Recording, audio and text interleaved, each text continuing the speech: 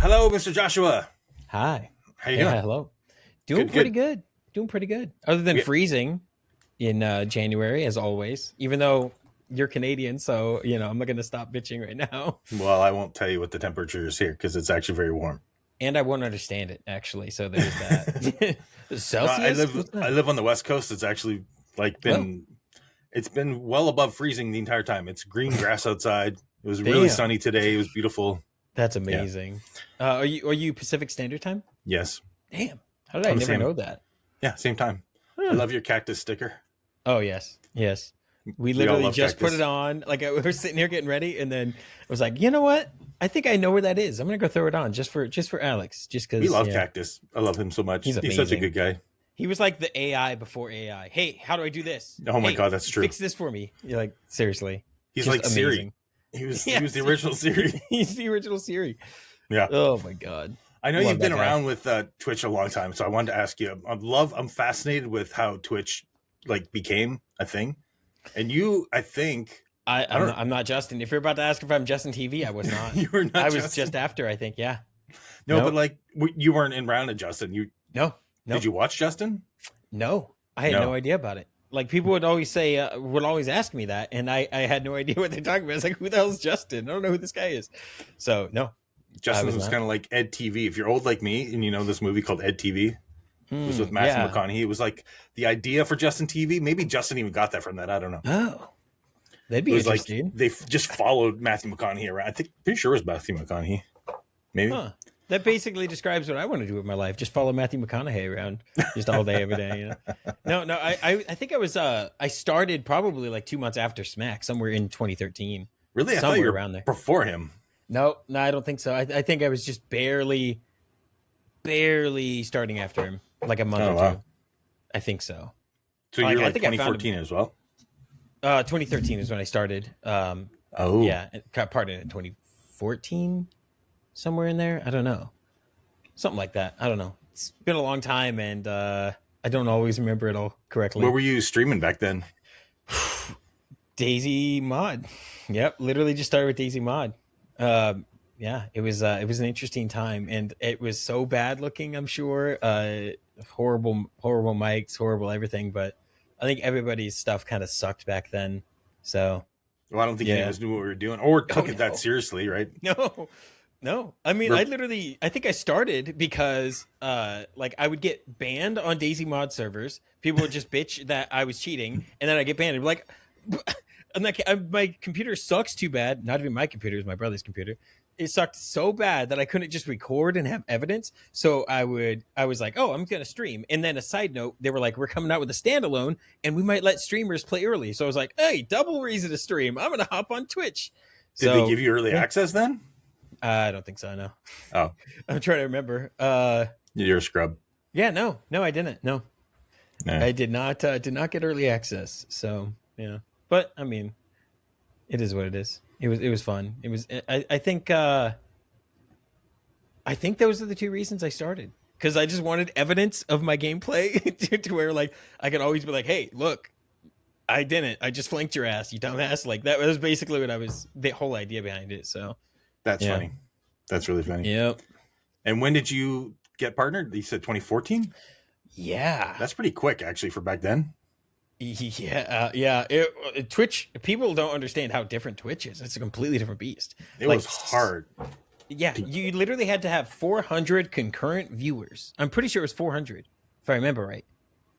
I'm pretty sure it was 400 concurrent viewers.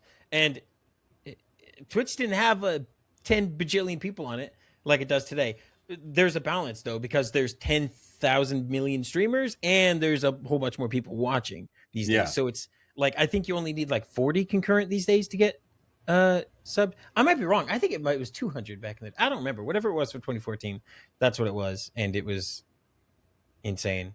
And I forgot what the question was. So yeah. When you got partnered. Oh yeah, yeah. It was somewhere around April. I remember because I think I might have been more hyped about my blacklist invite than I was getting Me partnered. too. I don't Absolutely. remember. Yeah, too. it was like I read the thing and I was like, whoa, that's crazy. Because we were on the blacklist or whatever. We still are, and especially in our hearts, of Yeah. course. Yeah. But Smack got partnered, hats off and all that, amazing. Yeah. And then Cal got partnered, and then I think I was the third guy in the blacklist to have gotten partnered, something like that. Really? Yeah, I I'm didn't pretty know sure. that. Yeah, I'm pretty Wow. sure Cal and Del got partnered right before me, something like that. We were like a month apart, maybe something like I that. had no idea. Yeah. That's crazy. Mm-hmm. Excuse Long me, I got time to be ago. professional here. Super professional. Oh my god, I can't believe this guy would ever drink on camera, being a human being. What the hell? I got to get my hydration and got to hydrate. So what did you think that you were actually going to be able to, make some money on? Have you ever made money on Twitch at all? Yeah, I lived off it for it might have been 8 years. I don't know. It was a long 8 time. years? Yeah, I mean, I wasn't. It's not like I had a whole bunch to, Get a it Ferrari? was overflowing, but I survived. Like I was able to survive on it. Yeah. I didn't live in the biggest place in the world, and my brother is my roommate. But I was able to pull my weight with streaming. So it was like, damn, this is insane. This is wild. When did that happen for you? Like, what was the thing that actually made you go, oh my God, people actually supporting me. I've actually got some numbers. And what was like the highest numbers you think you ever had? I mean, on raids, you get like over 1,000. I've gotten that multiple times from just so many cool people in the community, like Silent Sentry, Gold Glove, Smack. A lot of people. It's too hard to remember. Yeah. I don't remember. I mean, I had to get whatever that. I guess we could search it. Jamie, can you pull that up? What was the what was the number we needed for getting partnered in 2014? I don't remember. Whatever that was, I was pulling it. I pulled it off. But there was like a thing back then where people would say push for partner. So to be fair, maybe I was a little bit under, but everyone they'll more focus and go and hanging out and trying to push you there and all that kind of thing. They would always put it in their title if they're really close. Partner push for partner, something like that. So, I felt that the number was like 800 for some reason in my head. There's no way I was pulling 800. There's no way. There's no way. It must be 400 then. I'm not sure. I don't know. Because when I got partnered, I was doing it because I got the key goals because I had keys to give away for Black Desert. Oh my God, key goals. Yeah. So that I is key a goals. deep cut for some people. Some people are not going to know what that is. That's great. Oh, I key. Oh my God. Sometimes I forget about that and then I'll see the image or somebody will reference it. Yeah. And for those who don't know, sometimes like devs will give streamers keys and things like that, and so they'll be like, "Hey, just give this away to your viewers and whatnot." And once the mob, once the small folk hear about this, I'm kidding, not small folk, but no, once people hear about it, they're at the gates. They're at the gates and they're demanding bread. They're saying, "Bread, we're starving. Hey, give us keys." Seriously though, they flood the chats, and it's like, I don't know. I was always very uncomfortable with that kind of a thing. I was super, super uncomfortable with that. With a lot of like, I didn't like begging kind of stuff on streams, which was very probably bad for me in the long run. I probably could have made it a lot better for myself. There was something sellouty about certain things, and keys were definitely one of those things where it's like, I would almost feel uncomfortable about it, or I would try to give them all away quicker, and then everyone's in there afterwards asking about it. And so, yeah, basically we just called them key goals because like mine from whatever Pixar movie that was. So yeah. Well, I did the opposite. I totally sold out. Yeah, you stretched it out. You're like, hey guys, we're gonna be giving away one of these at the end of the stream and a surprise one in the middle somewhere. Exactly. That's exactly what I did. I love it. I had like 800 people to 1,000 people in my stream when I normally had like 50 maybe. Oh, that's amazing. Because I had the keys, I had them in my stream all of a sudden. And then that week I was like, okay, this has like been a week of 800 to 1,000. I'm going to apply for partner. Oh yeah. I mean, there's something about that. I mean, that's like, you have the option to do it, and like the opportunity is right there. Yeah. And I feel like you could let it slip through your fingers, and then you would be like, why the hell didn't I even like try? Like, it's right there. Yeah. It's crazy. Yeah. I was thinking like back, I've heard you talk a couple times about the dangers of blood clots. Did something happen to you or something like that? Because people as streamers, maybe people don't realize, but sitting and streaming and playing games is actually very dangerous. And people do like these 24-hour, 48-hour streams. And I remember you like saying a few times that you were like, I know from experience or something like that. I don't know if I don't know if that's the exact quote. I would always I think what you're referencing here, because I have no idea if I don't know anybody who's had that. I've never had that.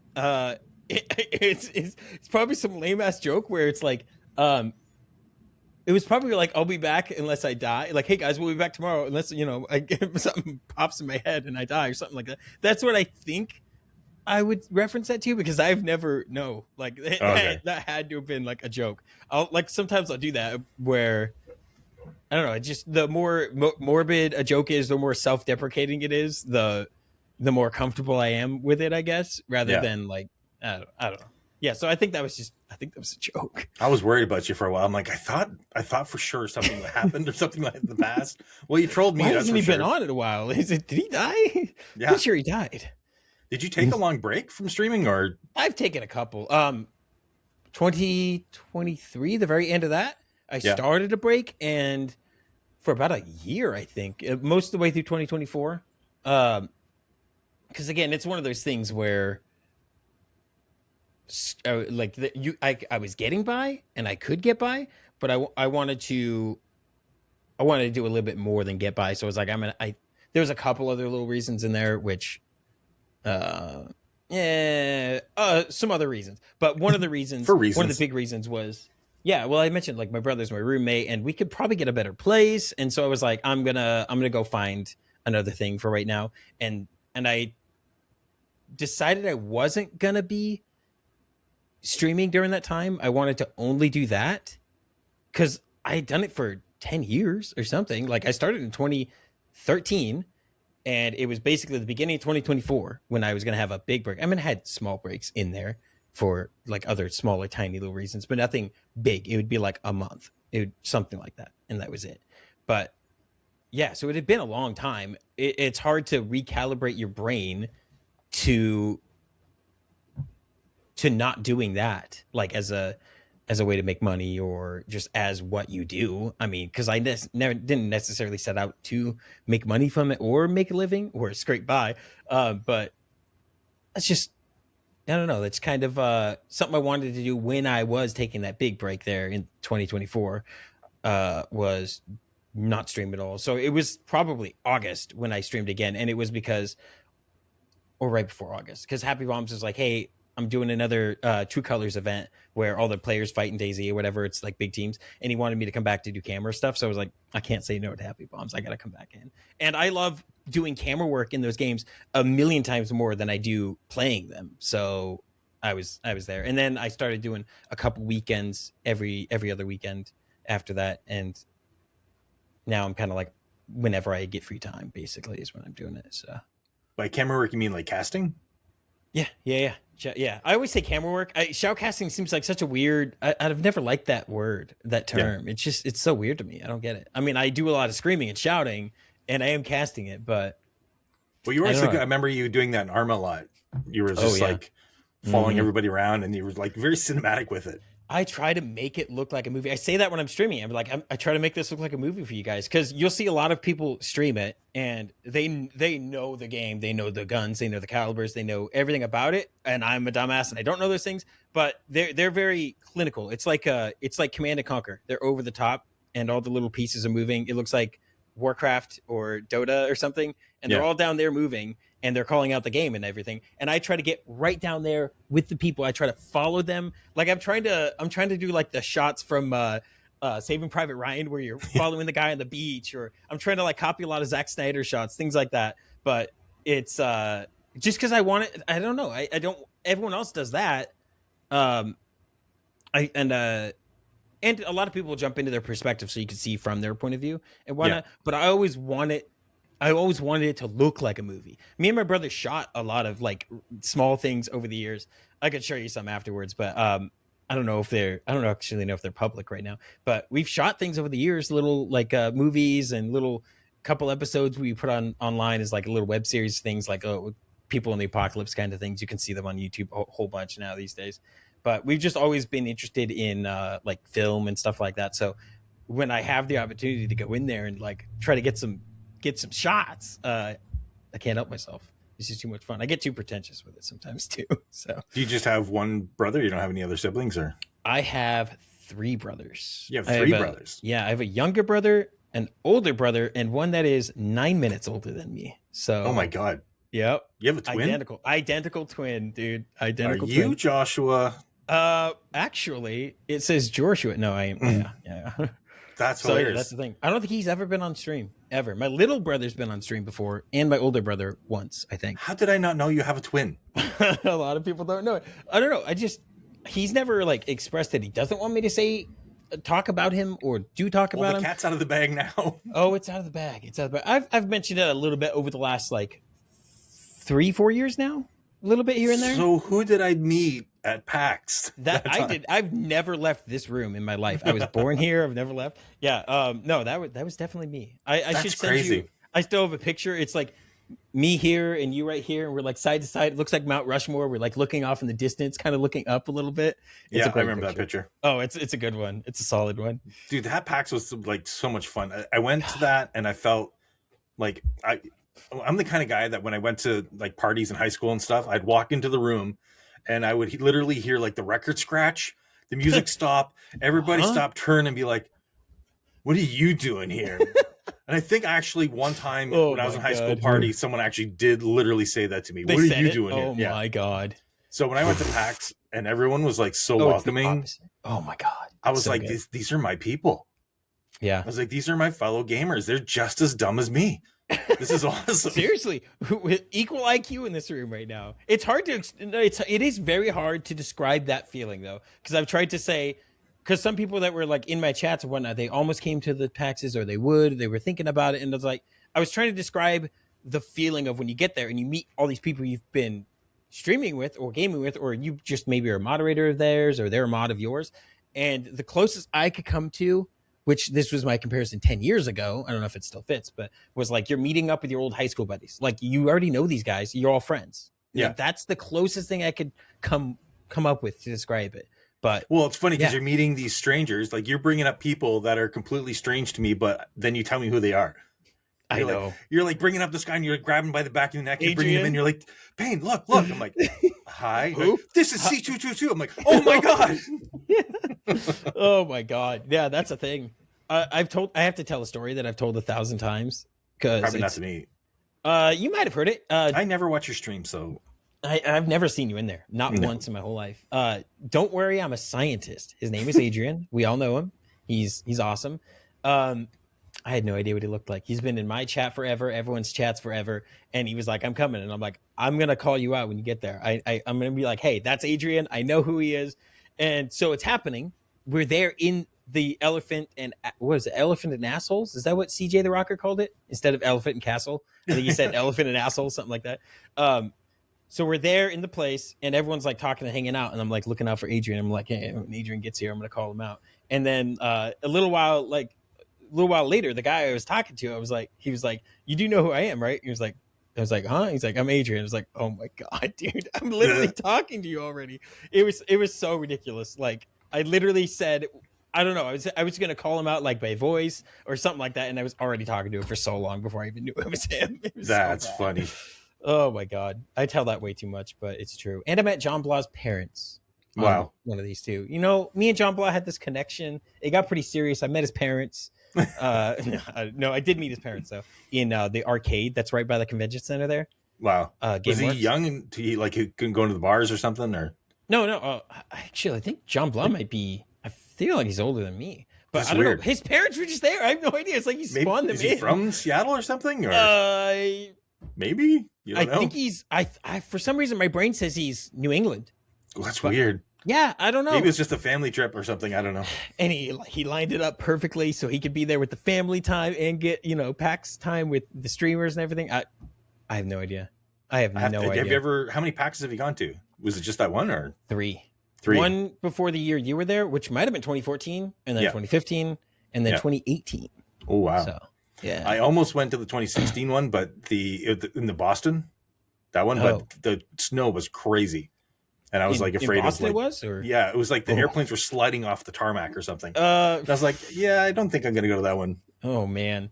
I mean, depends on who's there. I mean, Is Callendale going to be there? Can I look at his beautiful face again? I mean, that might be worth your life. That's another thing. Speaking of Callendale, like when people show up and you get like, some people are 20 feet taller than you imagine, and some people are like, for some reason I thought I was going to be like at least that much taller than Alex.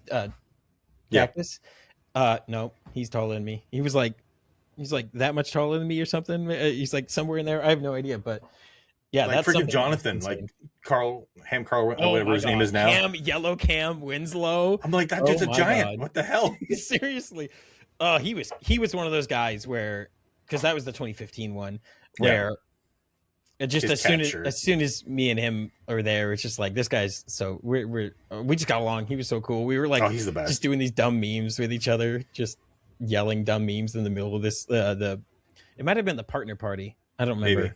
God, that play I don't like those. I didn't get to go to that. I wasn't partnered. Not everybody, not all. Generalizations or whatever, but there's 5% of like a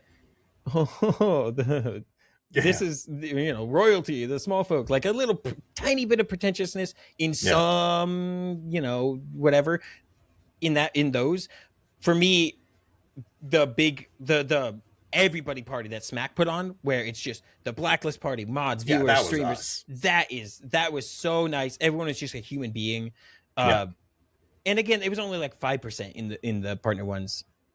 No, but I remember walking around the whatever you call it in the booths and stuff, the promenade. I don't know what the word is, on the showroom floor, basically, or whatever. Yeah, exactly. I remember walking around there and having people like in line. They're like, "Oh, are you a streamer?" I'm like, "Oh yeah." And they're like, "Oh, how many views do you have?" And I tell them, they'd be like, and just walk away. I always hear like people talking about like how things are in Hollywood and LA and stuff, and I think a little bit of that culture can bleed into Twitch probably, and it's that type of thing. But you know what? It doesn't matter. At the end of the day, it's like, it's just about finding really cool people and really cool people finding you. Speaking of which, Austin, Smack, really cool dude. Like, it was so weird. The first time I went up to a PAX, I was going with CJ the Rocker and Ono Pork Chop, two OG Blacklist members, basically. They go way back. They're awesome. So I'm going with them up to Seattle because we're pretty close to each other anyway. So, go up together. Carpool, do you mean? Yeah. And so we get there and we're walking into the room the night, I think this wasn't GameWorks, actually, the arcade. It was in the upstairs by some tables. I have pictures of it. But we walk in and I've got CJ here, giant, Porky here, and I'm like in behind them or whatever, and Austin's way over there, and just he does this, and he's just staring at me like, just plain face, like, oh my god, and like he's just staring at me like he's seeing like I don't know what it was, but then he was like, he just came over and like grabbed me. I don't remember exactly how it went down, but it was amazing. It was just like, oh, this guy is just like really excited to see us, and that was something in general during those parties. He was just all over saying hi to everybody.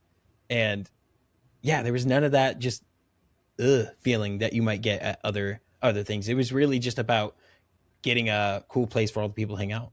It was so surreal because I would sit there and I'd be talking to somebody like maybe you or something, and I'd all of a sudden get a tap on the shoulder and I turn around and it's like Smack and Fresh and I'm like, what the heck? And it's just like, oh wait, I know you guys. Yeah. It was so weird. And when I first saw you, and you had like an entourage and everybody was wearing your heart shirt. Oh my god. That's right. Oh god, I don't remember who I was specifically with there. It was probably it was C2222222. Natick. Panic. Natick? Was it Panic? I think Panic was with us. She was with us a lot, at least. That was hilarious. Really cool. I mean, I haven't seen her in a while. Panic's amazing. Yeah, she was always really good people's. I don't remember who else was with us in there, but yeah, we bumped into each other. Then we went over to that other spot, and that's where C2 got that picture of us. Yeah, I don't know. It's been so long to remember that. That's nuts that we have everyone was wearing the shirt. I think we chose specific days to wear certain streamers' shirts to try to match them if we could. So, yeah, Mr. Moon was gigantic too. When I saw him, I was so surprised. I was like, that dude was like 10 feet tall or something. Oh, gigantic. Okay. Yeah. Like he was just like, oh my god, like physically. Yes, he was big as streamer too, but I mean, like physically, the dude was like imposing. That was shocked me. Cal for me. Cal was Cal, yeah. huge. For some reason, I thought he would. I thought he'd be like a little bit shorter than he was there, but no, he was like way taller than I imagined he was gonna be. I don't know why. I don't know how, but he just felt like he was like 8'3" or something. It was wild. Yeah, that's crazy. So cool though. So was such a great group of people. And did you get that feeling in the last one you went to as well? There wasn't a blacklist party. No. I was there under slightly different circumstances. I mean, I was staying with somebody I wasn't with anymore, but we were still friends, kind of thing. And then we were just there to see.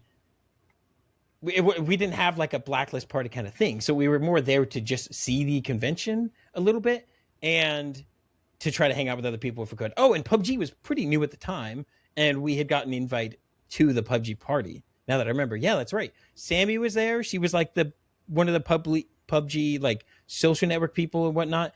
I think Brendan was there in that party too. I got to meet Katie Rue. She's now Katie on Twitch. A lot of really cool people there. I think I saw Smack and Break there that time too in that PUBG one. That one was really cool. I like that. Yeah, it's hard to remember. Brennan came to the Player Unknown. For people who don't know what we were talking about, he came to the Blacklist party. That's the first time I talked to him. Such a cool guy. Yeah, he was pretty cool. He was. So did you grow up like with both your parents or anything? Like, yes. So you for have a little while. 3 brothers. 3 brothers. Yeah. 3 brothers. You have a twin, 2 other brothers. Yeah. Yeah, twin and two other brothers. Yeah. Wow, that's crazy. Yeah. Mm-hmm. Did you have like a normal childhood? Did you have anything weird? I don't know much about actually like your life growing up. Very weird. Very weird.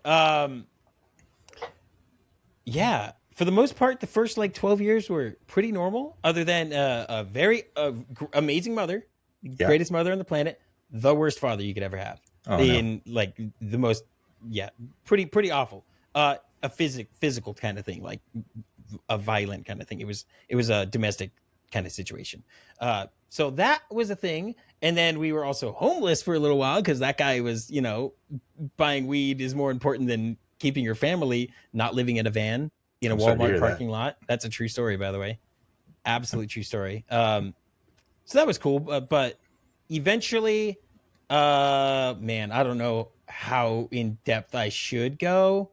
But whatever you feel comfortable with. I was curious about how you grew up, or I mean, relatively normal-ish for the first 12 years, and then a little hecticness in there for the teen years, and then I was with my grandparents for the probably 15 until I was like 19, something like that. I'm pretty sure, because my mother was away for a bit because of things.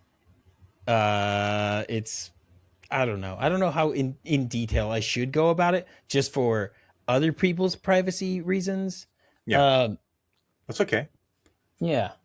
Anyways, my mother's around. She's awesome. She's the greatest.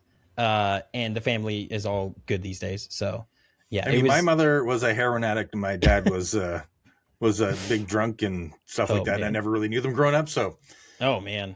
Yeah. I had them there. I can relate. Yeah, I had them there.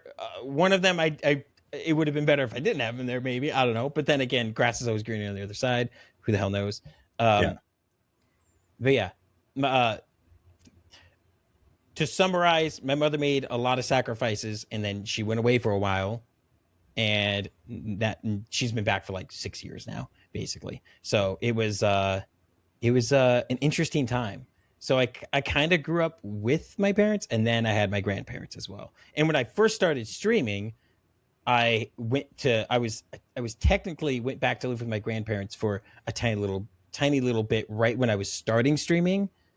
Or no, I had started when I was working at one job, and then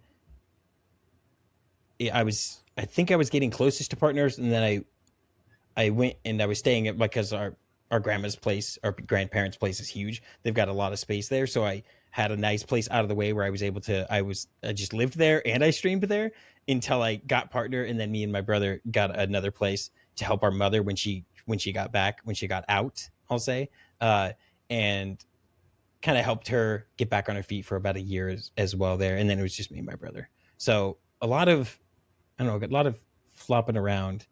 Yeah. And well, it's basically had some kind of support, right? Yeah, exactly. And I don't know, I just felt like I have always had family around or family as roommates, because our family is just so big anyways. It's just always kind of been a part of a thing. So I didn't have that where I didn't have parents around. Because my grandparents were, in a sense, my parents at some point, and my parents were parents at some point. So yeah. And are you guys, is your family like old generations of living in the States?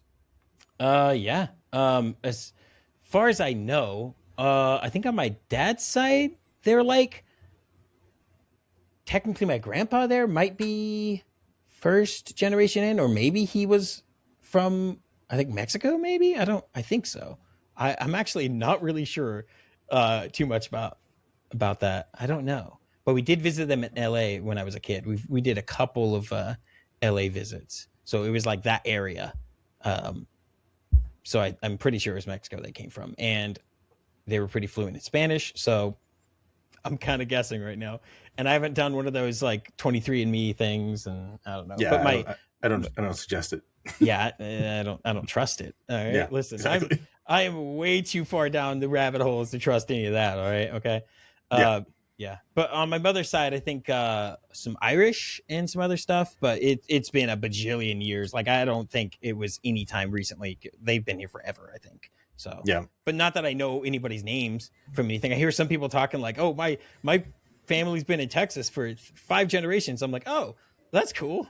I grew up here. I don't know about anyone before me, because it's not really a thing anybody really talked about in my family. Not in my mom's side or my dad's side. Never was really like a thing. So I don't know. What was it like growing up with like a twin? Did you guys play tricks on people and stuff? Are you that identical? Like, could people actually tell you apart, or? If they know us, yeah, they can tell us apart. But that's the most common question is, did you do things? Like, did you get up to stuff? And did you date his girlfriends without her knowing? we never did anything like that. Not at all. We even not even as like a little half joke, because I don't know. It's hard to describe, because it's like, what was it like growing up having a nose? You know, it was like, huh?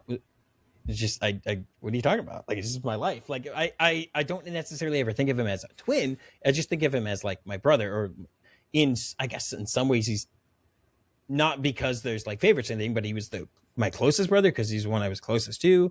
He was the good looking one? Age. He's probably gotten there now over the last 2 years. He's done really, really good. So, yeah. Well, it's weird for me, because I grew up like in group homes and things like that. So I've never seen, until I had kids, I've never saw anybody that looked like me. Oh yeah. And you're that way to the extreme. Oh my God. Right? Like, you look at somebody across the table and you're like, oh, that dude is definitely my brother. Literally just me. Yeah. Yeah.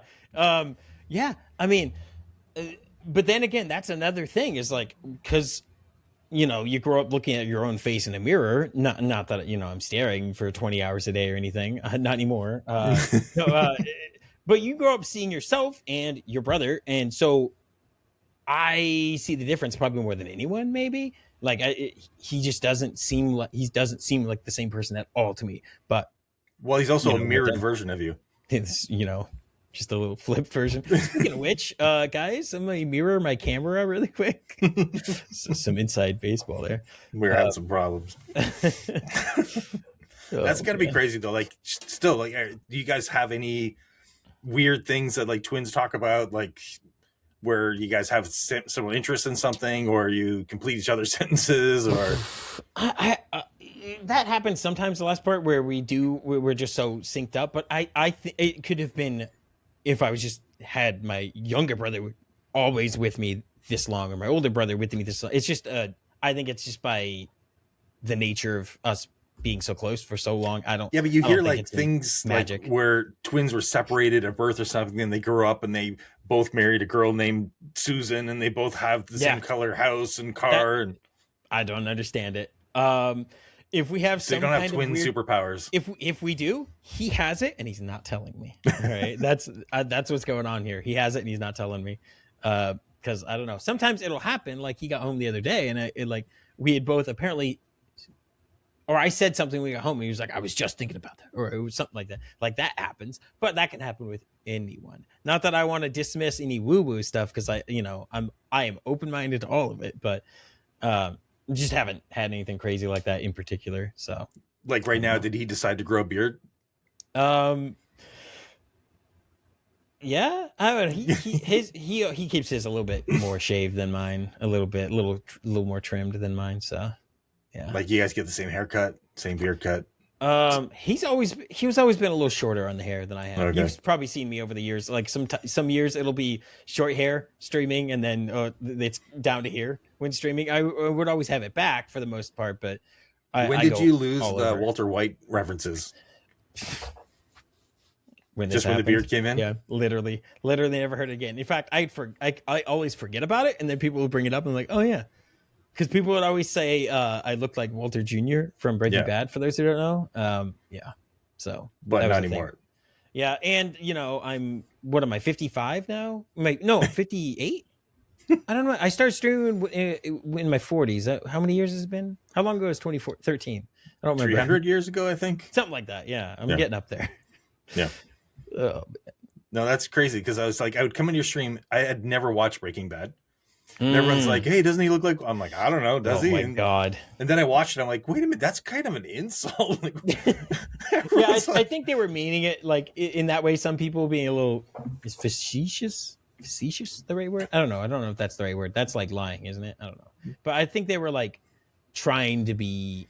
Some of them might have been trying to be a dick about it, like the randoms who aren't from the channel. And then all my regulars are obviously just playing into the meme. And so it just... kind of becomes I was just like, oh, he's getting compared to an actor. That's a compliment, right? Yeah. And then you watch it and you're like, oh, okay. Now I have the context. He's being compared to a handicapped actor. Oh, okay. Yep. So that was the thing, which I always forget about. I always forget that was a thing. That's pretty funny. Oh, yeah. So you're known mostly for DayZ. You've been dabbling into some other stuff. How does that affect your viewership, you think, going into other games? Well, that and a billion other breaks probably doesn't help. In general, just even back in my streaming all day, every day, full-time things, jumping off of DayZ, unless it's a game just like DayZ, is always going to be like drop things. That's just the nature of the game. If you wonder why your favorite streamer's always playing the same game, he either has a horrible problem in his head and he really likes DayZ, or which is me, or he's he doesn't want to have everybody drop off. Some people will do that where they're like, they play their primary game and then say, oh, and then I'm going to jump into this just afterwards. So they get the people in there, maybe they're all tabbed up, and then they'll switch over to something else. But for me, for the most part, even like I look back at the bad days of DayZ, which bad days, they were great at the time. But like before we got the new player controller, the engine, all that stuff, that game was so bad. But in the days and the time, I'm loving it, because I grew up watching old school Romero zombie movies, and even like 28 Days Later and all that stuff. And so it was just the game I always wanted forever, and I never knew it. And so I just loved that game. Probably loved it for way too long.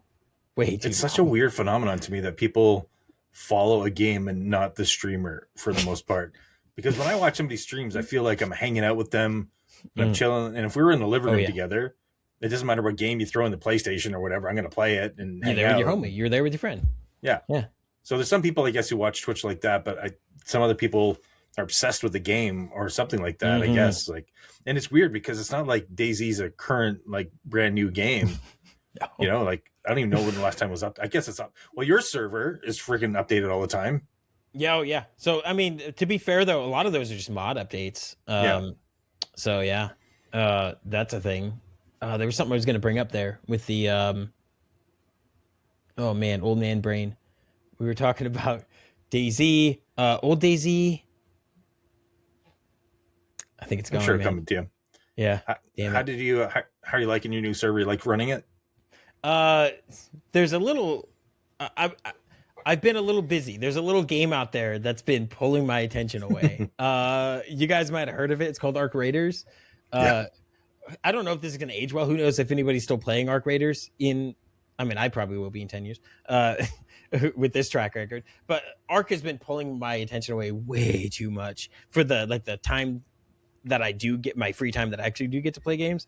Yeah, Ark has just been eating that time away so much. It's weird. It's got to be a good game if it pulls me away from DayZ, man. I just like the interactions with it a lot. That's kind of seriously, yeah. Like the game itself, I think there's some good things about it. Is it's well optimized. Like it runs crazy good. I was playing on a 1060. Yeah, I'm surprised. You just got a new video card, right? I did, yeah. You finally entered the 21st century. I was living in a different decade, different that's century. Insane. But it's well optimized. It's well run.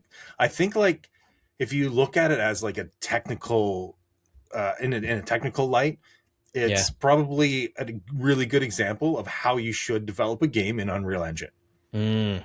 Right, because like it's just the way that it's done, the way that things like the levels of details change. Like I don't see, maybe it's just my brain used to it, but I don't see a lot of pop in.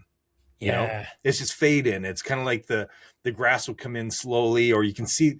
Yes, it might look a little pixelated, but I think a lot of that is so that you can see through stuff. Yeah, when you're up close. I see that. Yeah, but I don't see a lot of things just like pop, pop, pop, pop. Yeah, I see that with trees and things on other games, and even just the textures updating as you get closer, and then whatever that's called when the objects break down into more simple polygons. Level of detail.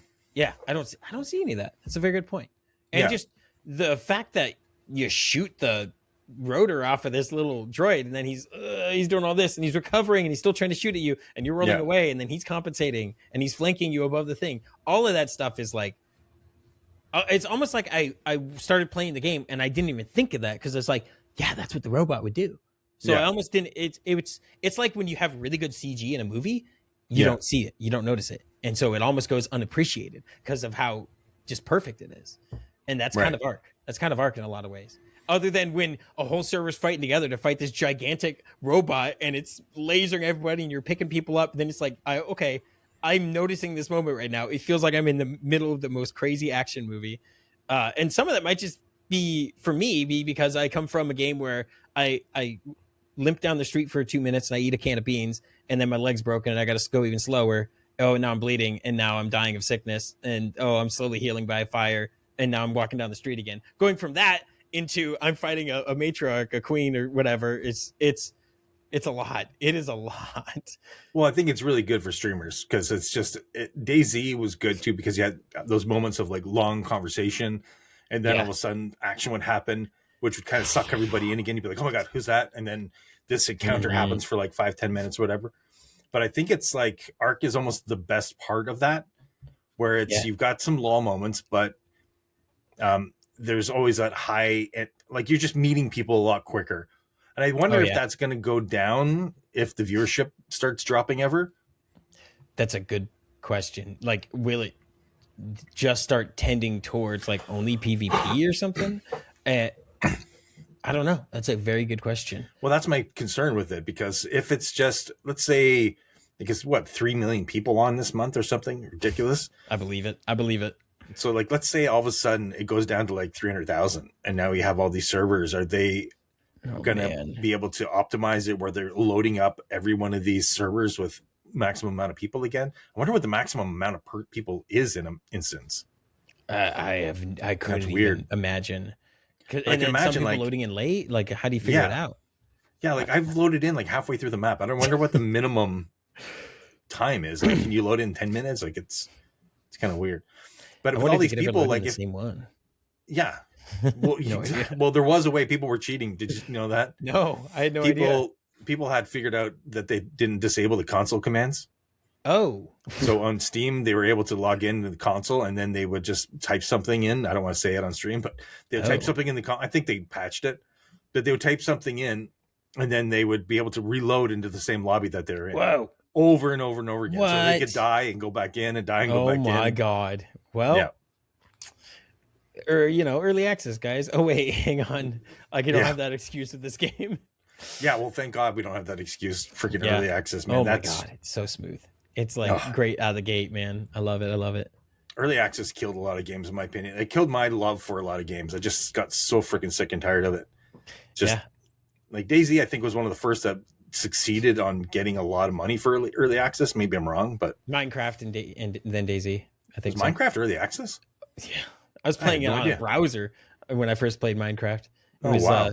Yeah, it had like 2 different game modes, if I remember right. There was one where you go dig up, you excavate old things, like you would dig through a mountain and find old structures in there. Like the mines.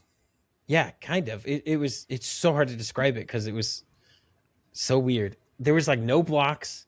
I mean, there was blocks, but compared to how many they have now, it was like 25% or less of the variety we have in blocks.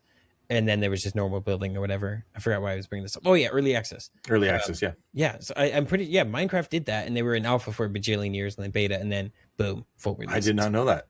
Yeah, interesting. I think I started playing in 2010. Was it 2010 where that was on browser, or definitely by 11? I didn't start playing it until like 2015 11. Or something like that. Oh damn! Yeah, it was. Yeah. It's a completely different game. For me, I was always like, "Oh, it's a kid's game." I didn't realize, like.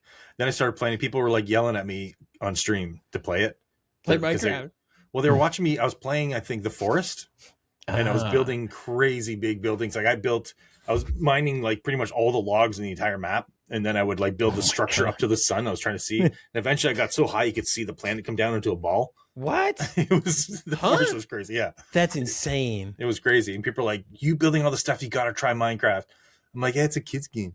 Like, no, it's amazing. So I installed Minecraft, got a server going, got all the mods going, got like the MC computer, whatever that was, going. All this redstone. Know what that is.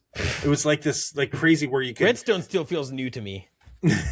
Well, I was building these things. Basically, you're building a computer inside the game. Oh my god! And then the computer would mine for you. What? Yeah, and so it would go out and you'd get all these resources, and you had like this electronic database of your resources instead of cabinets. So first of all, you get like a box, you throw stuff in, and then you like get a wall of boxes, right? To manage your inventory. Like like chests, right? Oh you like stack chests up and things like that. Well, eventually, Minecraft, you could build a computer, and if you got deep into it, and then you'd have a database that stored all your stuff in it instead of actually in cabinets.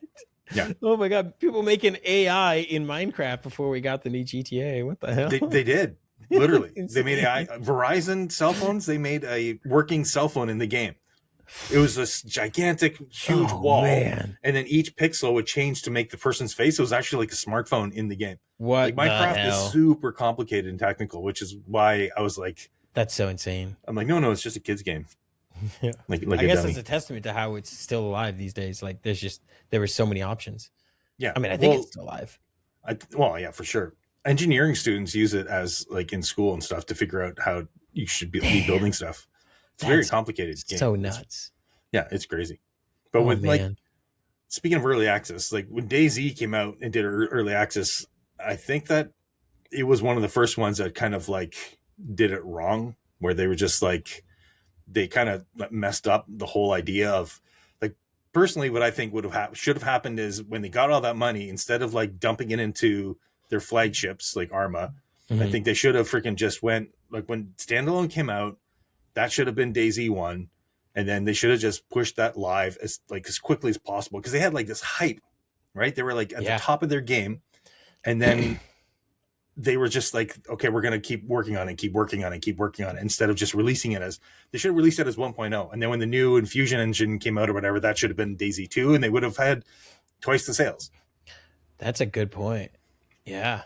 I don't know anything about why they went the way they did. A lot of it might be that the leads kept changing too, because eventually, Rocket Dean, like, he had been in it a while and he wanted to go do other stuff, I'm sure. And then there was the era of, I think it was Hicks, and I don't remember, they all signed that shirt in 2014 or 15, whatever.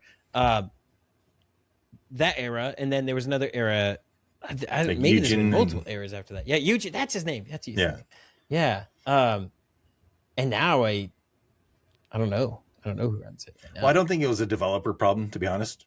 Because I was talking to those guys, and those guys were on it. Like, we were talking to Eugene and Peter and all those guys, and they knew their stuff. The studio? I'm speculating it's higher ups that kind of mismanaged it. It's always the studio. It's always the studio. producers. Take 15 minutes out of a movie and ruin it. What the hell? Remember when Eugen was timing out Fonzie? Did you see that at the I Blacklist don't party? remember that. Timing him out? Yeah, he was like, Huh? Fonzie was like lipping him off in the Blacklist party when Eugen, I think, had a couple of beers. He's just like, all of a sudden, he's just like banning him from all the DayZ servers and all sorts of stuff. Oh my God, that's amazing. I mean, if someone deserves it, it's Fonzie. Okay, guys, it's fun. There was still to this day, whenever I see Fonzie, I can't not think of that moment where he fell asleep. Where he fell asleep on stream. We're all trying to wake him up. It's so good. Oh my God, he was always such a cool dude. Is a really cool dude. Poor Fonzie. Poor Fonzie Was a good dude. Like, you know, guys, in memoria of Fonzie. You know, that's the thing about the Blacklist though, is so many people were just cool people. Like, I don't know. I can't think of those days and not like just think of how awesome the people were. Like, there's just there's so many, and it's been so long that sometimes I'll look at that list or I'll go through it and it'll be like, oh yeah, I forgot about this person, and they were like just the coolest person ever. Yeah, like Phil in Oklahoma. I was going through the list. My God, I'm like, oh, Phil. Phil was amazing. Used to love Phil. Yeah. Oh my God, there's so many cool people. Falcon. Forceful Falcon. She was teaching us how to bleat like a goat in 2014 PAX. Yeah, that was fun. And 15 probably. Eugen was just like, you ever seen somebody who's like really good at computer? I used to work at in tech, and I worked at this, the Amazon of Canada was called Chapters Online. It was a bookstore like Amazon. Oh. But I was like really early hire at that company. And we had this kid, when he was 12, he was contacting Microsoft all the time to try to get them to come over to see his server. Oh. And so he finally got Bill Gates coming to his house, and they're knocking on his door. They're like, hi, is Steven there? And they're like, his mom's like, he's in the basement. They're like, okay. And they go down as this like 12-year-old kid. Oh my God, dude. So this kid comes over and he's working on a server and he's 17 and he's in the server room, and people think I'm fast on the computer because I've worked on a computer for so long. They'll see my mouse. They're like, I can't even keep up. You've got like 6 monitors and mouse is going all over the place. For this kid, that's actually, his name was David. This kid, David, he wouldn't use a mouse. He would use macro keys all the time, like hotkeys all the time. So he'd be like Alt A for the all window. And then he'd just be like, so you'd see these windows popping up going, boop, boop, oh boop, my God, windows would like dude. Pop up over and over like this fast. And he's not even looking at the screen. He's just like interfacing with it. It was insane. Damn. It was crazy. That's what Eugen was like. That's nuts. That reminds me of like that story of the 13-year-old kid who was enriching uranium in his garage or something somehow, like with fire alarms or something like that. I don't remember what it was, but yeah. Well, I think Michio Kaku like was building a nuclear reactor in his garage or something when he was a kid. Oh, like the scientist. You know what? That might be the one I'm thinking of. I don't know. Maybe. Either way, ridiculous. That's freaking insane. Yeah, it's really cool when you see somebody who's that dialed in though, or I don't know how they could be that connected before Neuralink even happened, but yeah, that's insane. Yeah, that's nuts. The first people with Neuralink, and now they're gonna have AI in that. Like, what? We're gonna have like human AI are they gonna cyborgs. Be people anymore? Like, I don't know. Who knows how dominant anymore? that thing is? I don't know. Once we all get our I forgot what Data has. He's got a positronic brain. Yeah, positronic brain. Well, that's kind of what these guys are getting to, right? It's we're gonna be Would you get it if like you didn't have a problem? Like all these people here, most of them have like some sort of neurodegenerative disorder, or they're blind, or that's so I can see that. That's so cool. That's there for them. I'm gonna be a Denisovan. I'm gonna be a Neanderthal or Neanderthal, whatever. I'm gonna enjoy living in a cave and not being able to think as fast as everybody else. And if that means I live under a bridge, I'll still be a Luddite. Yeah, that's me. I'm gonna be dragging around a club, but I'm gonna be happy, maybe.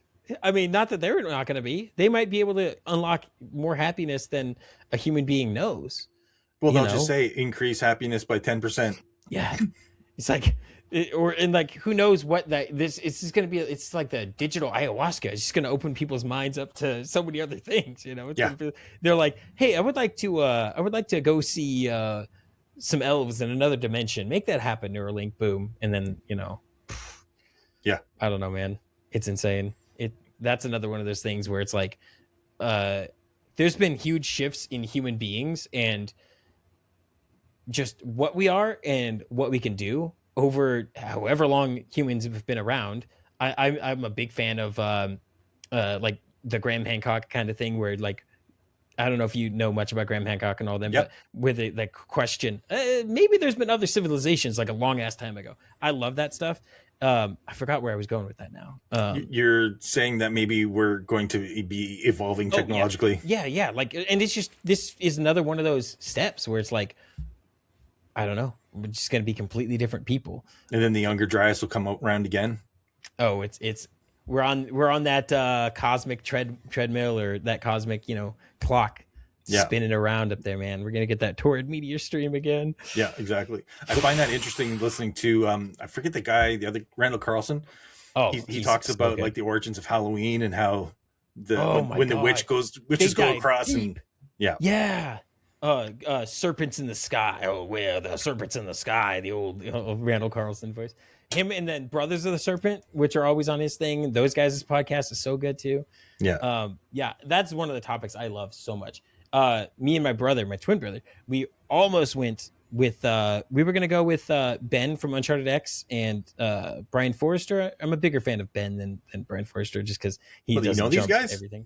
We were gonna go. Well, we were signed up to go with them on their end of 2020 Peru thing, and we were like awesome. That close. But it's the end of 2020. There was like one or two very annoying extra hoops we were gonna have to jump through, which were gonna be way too much. Like you had to go to a certain embassy places here in the States to get a specific thing or get something stamped. I don't remember what it was, but the closest one was like in LA, and we're in Oregon, and so it was like, sorry, that's a little too much. So we almost went to go do a Peru trip. So we were going to see like the Sacred Valley. We were going to see Cusco, Machu Picchu, Sacsayhuaman, Ollantaytambo, all of those ones. And I think even the ones in the edge of Bolivia, Tiwanaku, Pumapunku, I think those two. Yeah. I'm pretty sure that's it. Yeah, we were going to go see those ones too. That is a topic I can look at for the rest of my life and always be interested. Just seeing saw cuts like hidden on Giza Plateau, and you see all those like dark stones they had there as a platform, and some of them moved out of the way, and you're seeing saw cuts in there, or you're seeing overcuts on the legs, like underneath the legs of a statue, like when they were first kind of getting the rough shape, like you do in Blender or whatever you do these days, where they cut a little too far. When doing that by hand would have been days and days of obviously cutting into something, and so it's like, what did these people have? Is this power tools? What is this? Like Uncharted X goes way into those, and if anybody hasn't checked that out, they really should. He's got amazing videos. And the scoops, like what looks like they just took a scoop and they just like ice cream scooped the super solid granite. Yeah, I think was that the Aswan quarry somewhere there in Egypt. They were looking at those, and yeah, they have the Baalbek. I think it might be the quarry in Baalbek. Göbekli Tepe. Yeah, is that right? Is that the word? No, that's Göbekli Tepe. Oh, Göbekli Tepe. Yeah, and Karahan Tepe. A bunch of tepes up there. Balzac Temple, yeah. No. But one of them, Baalbek, I think it's in Lebanon.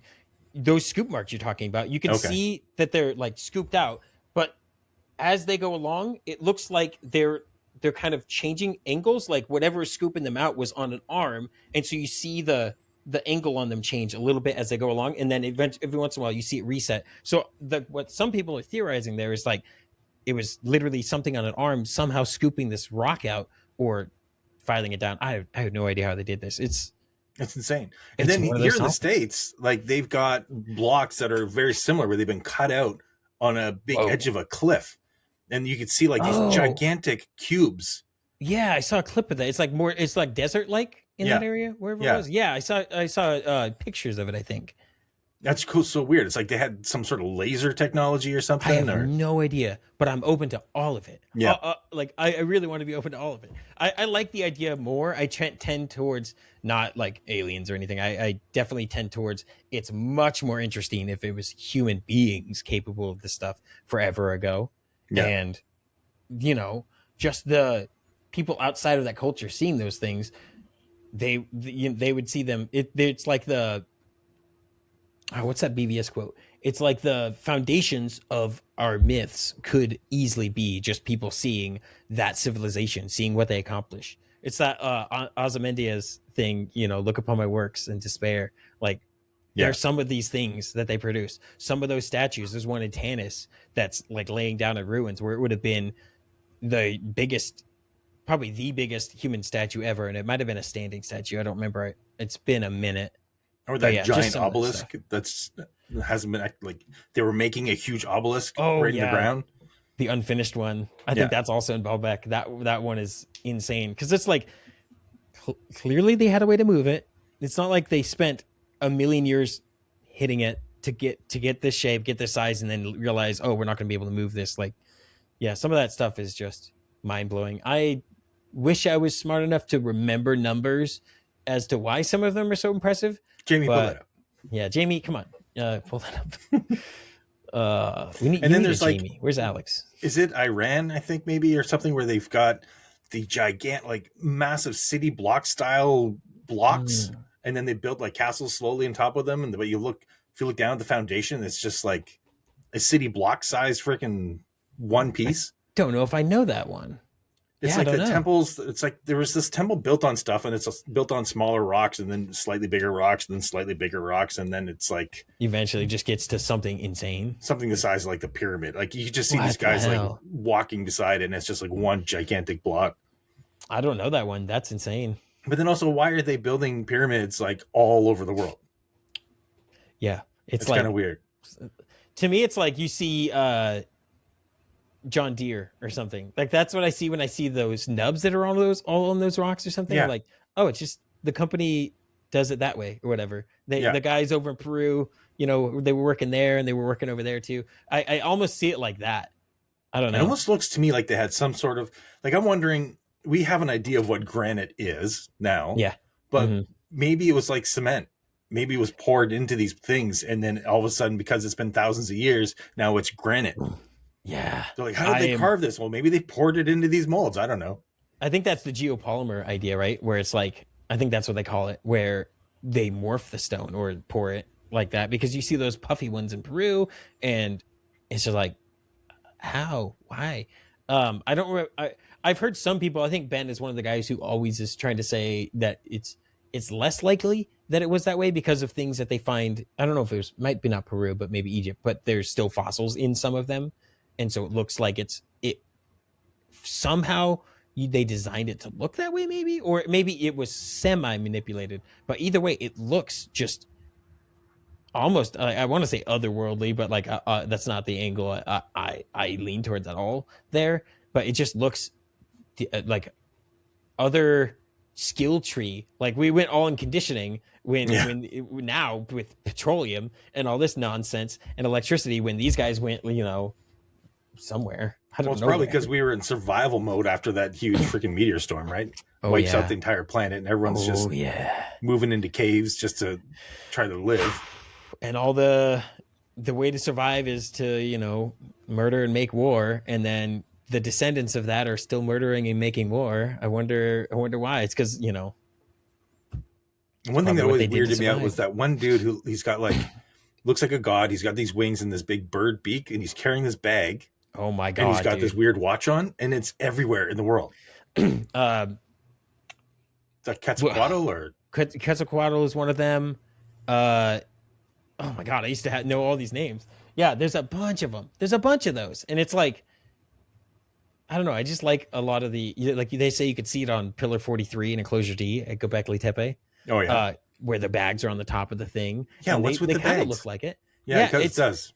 And maybe that's like, again, it's like, look at cargo cults today where, World War II, Joe lands on this island in his plane, and then he gives them chocolate and he takes off in his plane, and then they worship the plane symbol, and they say Joe's coming back someday. And that plane, or the wings that they mimic out of leaves and sticks or whatever, the context of that being a plane is so far gone. Now it's angel wings, or now it's like, they get so diluted in time to where they don't know Like it's hard for us to even determine what that was. Was that always symbolic? Was this just a story? Was this a war? Was it crazy technology from way the hell back in the day? It's very fascinating. It's very crazy. Like I can literally watch this stuff, read this stuff for so long and never get bored of it. Well, we lose context over time. Yeah. Right. 100%. We don't understand what the heck is going on anymore with all that stuff. I mean, even in 250 years or whatever since the US has been around, I feel like people lose context of something on that scale, tiny little scale, and then we're talking about what they say 12,000 for the Younger Dryas. Like, yeah, it's an entirely different world. I have a hard time believing in aliens, just logistically. Like if they come from another planet or somewhere else, like it's just the chances that they would find us are so minuscule, I think. So I think that it's like we live right now on the same planet where we have this ridiculous technology of AI and uncontacted tribes. Yeah. Right. We have that huge contrast where guys are like, they see airplanes going over and they're throwing spears at it. And this is the same timeline. Yeah. So what's to say that we don't also have people on the planet? Maybe there's parts of the earth that we still actually really don't even know exist. Maybe these guys have such crazy technology they're able to hide themselves so well. The Mariana Trench. Maybe they're in there, man. I've seen them. No, I am fully open to like. Or maybe we have a going there. Wakanda situation. They got like some crazy cloaking technology. The Romulans are helping them out. They lent them a cloak, you know. Well, maybe that's why that we have these alien ship sightings. Is actually, I think it's much more likely they're just from here. Oh yes, yeah. The whole I've heard them called nuts and bolts like that. They built their ship. It's a metal ship that came from bajillion light years away. Huh? I don't know. To me, it's I'm in that same camp where it's life is here. Is it more likely that there's been remnants that survived, or it's like it could even be like look at Starlink. If everybody died today and somehow Starlink didn't degrade, say it's a different technology that doesn't like break up over there in 10,000 years or whatever, that's normal to them. Those are the close stars that move that they worship now, instead of the far ones that don't move, and they would have no context to it. Like us with the moon, where the moon's at right now, we're like, oh, look at that moon, it's perfect. The shape is perfect to be hidden behind the sun, and us at the perfect timing and the perfect size. It's weird. I think that's entirely possible with losing context over time, that something that was just technological can be completely misunderstood. So there was that theory that the moon was made or brought here, right? I love those, dude. I love it. People like I don't know. There's being analytical too much about things, or saying we know everything all the time, and then there's, you can have fun. You can have fun when you're alive, and question things and think about things. I'm a big fan of I don't know how to say it. So, guys, surrendering to your own ignorance, I guess, because like I don't know anything. I'm going to be open-minded about like all of this, basically about everything. So I don't know. That's how I look at it. It's a lot more fun to be like, hey, I will actually look at that and consider it, because we're only alive for so long. Why not have a little fun with it? Well, I love listening to all of the theories. I like taking them all in, and then I think if you get all of the information in, then you have a much better idea of trying to discern it and figure out what's actually going on here, which I still don't have any clue of what this is all actually about. It's just, there's so many questions on even how humanity here, what humanity is. And then there's the guys who talk about the interdimensional orbs and stuff that they can just bring about. They could just like sit there in a field and concentrate and bring these beings in that they talk to. So, dude, I want that power. Maybe you do. Can I name mine Dave? Like, I want an interdimensional buddy. It's. I think there's a good quality in people if they're just open-minded So Well, there's something weird going on with the moon, man, because like even when they supposedly they slammed a satellite into it to make it ring, right, and it rang like a bell, like it's that's right. hollow, and Yeah. I don't remember. Yeah, I remember hearing that. I've heard that multiple times in places. Yeah, to me that's like insane. That's well, it seems to be made out of like some kind of metal, and like all of the craters only go so far. There's not like a deep oh, crater. Everything that dude. smashes on it, it's all like seems to be very consistent with how I deep it can go. if we're looking at a culture like a bajillion years ago that was able to, okay, not a bajillion years ago, whenever the hell the people before the Incas were that made all that stuff we see in Peru and Bolivia, and then in Egypt, whoever is there before the Egyptians who actually made all the like the crazy stuff there. uh if they're doing all that way back then, like who knows if they either manipulated an existing moon up there or made their own. Like I don't know. That is fascinating. It would make a great movie. It would make a cool reality if it could be proven. Uh, yeah, that stuff is really cool. I think Randall Carlson always hints at, oh, I have moon theories, but I've never heard them. I want to hear his moon theories. I've never gotten to hear them yet. Well, some that dude is crazy with numbers too, like his connections with all the numbers and how Oh we yeah, got the foot. sacred geometry, right? Yeah, Oh my god, and how we got the foot and how this measures up to that and how it's all like all these crazy numbers and the moon being exactly this compared to the sun and yeah. with the sizes and distances. It's freaking nuts. Oh man, for But they, that's that leads me into like because a lot of people talk about simulation or whatever, and yeah, for me, I'm always like, okay, humans believe like there's been religion for however long, and the idea is okay, this is a created world, and somebody created it, and we're all living in it, and then I don't know how long we now been tending more towards like a secular, basically worldwide, kind of more of a secular thing. And now people are like, you know what? It's kind of weird. Kind of looks created. Maybe this is a simulation. To me, that's like, is this not the same thing? How is that not the same thing? If Bill Gates made a simulation, and in that simulation there's life and a civilization. Words, I'm mixing my words right now. Is he created them? That's what that is. So to me, I always see the simulation theory as almost a cop out, maybe a full cop out. To me, it's just that is just a creation. That is just what some religions kind of say. To me, does that make any sense? I see that as the one to one. is a simulation. I guess the difference between is there would be a base reality. This is kind of like what Elon Musk was saying, right? There'd be a base reality where a creator created a reality. So a God, an infinite God who lasts forever or whatever, created all of this stuff. And then within this creation, we were able to create a simulation of it. Because in order to be able to simulate something, you have to be simulating something. Yeah. Right? So you're mimicking something. Which you could say is what you could say that's what this is. And then you could say, like, that still works for me. That still applies to either of those, to a creator who created something, or that simulation who's also simulating what he's experiencing. I don't understand that. Maybe I'm not making the connection. I guess it's more a creator creates something original. So you have the original version, and then everyone else is making a copy of it, trying to mimic it. Okay. So if we are, let's say we're in base reality, and let's say we're getting right now to the point where we're pretty good at making graphics. We're pretty good at creating this new technology. I've played Arc Raiders. It's true.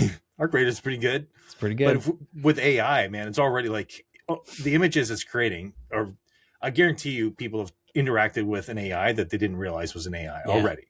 And this is its baby, right? AI is just starting out. Oh yeah. It's so young. So eventually we're going to get to the point where not only are we not going to be able to discern videos and graphics and things you see on a screen, but we're going to put Neuralink in you. You're not going to be able to discern what's outside your body, if it's real or not. So if we're already there and we have the capability of creating a simulation, what Elon's point is that what are the chances that we're in base reality if we are creating simulations? I mean, it's turtles all the way down at that point. Right. So if it's turtles all the 100%. way down, then the chances of us being actually in base reality is next to nothing. We are most guaranteed to be in a simulation then. Maybe. I don't know. I just, it's entirely possible. It's entirely possible.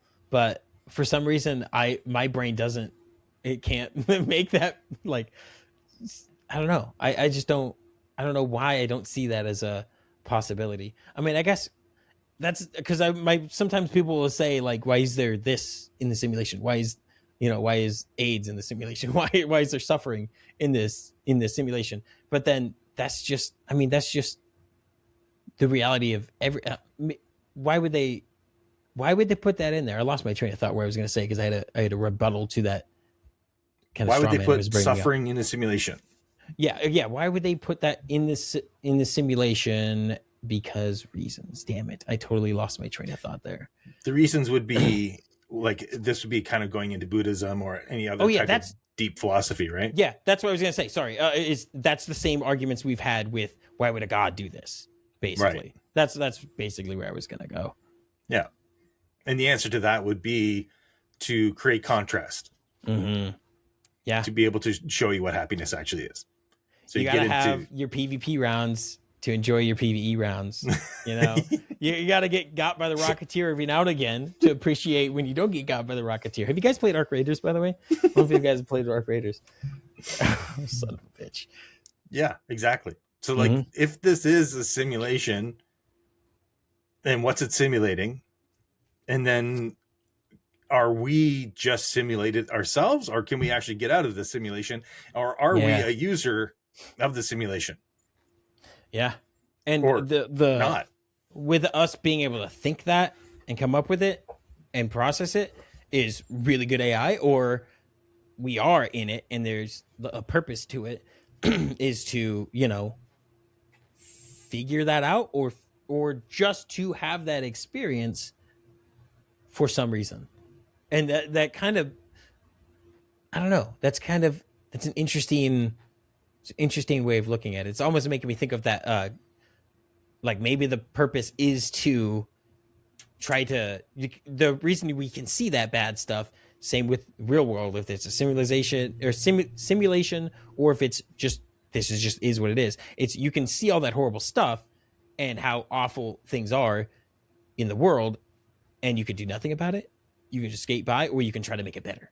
I think that's part of it. And that comes back to, again, Graham Hancock. One of the things he talks about is that Egyptian thing where, like, they're weighing everything you ever did, all the bad stuff you ever did on this side, and then on this side it's a feather. And then it's like, oh, well, the feather's probably, basically, he would always say, like, you want to look around at the end of your life after seeing all the human suffering, and did I decrease human misery or did I increase human misery? Did I make it a little bit better than it was before, or did I do nothing or make it worse? To me, that I like that concept of just looking at the things you do and trying to, you're not always going to be perfect, trying to just decrease that human suffering just a little bit and just make things a little bit better. Are you a net positive? Yes. Yes. That's a no. Yes. I don't know. I think everybody's a little complicated. I've tried to be very open-minded and considerate about everyone and everything in the last, I don't know how many years now, and been trying to use that. I've actually been trying to use that as a somewhat of a philosophy for a couple years now, ever since I saw Graham Hancock talking about that, because I was like, I liked that just as a concept of, I mean, that's the golden rule. That's in everything. That's even in like Christianity and stuff, where it's like just treating others how you want to be treated. That's in a lot of religions. I'm sure that's probably Buddhist as well. That's probably in everything, where it's like, I don't know. Did you grow up with any religion, or? Yeah, it was a Christian upbringing. We went to church 20 times.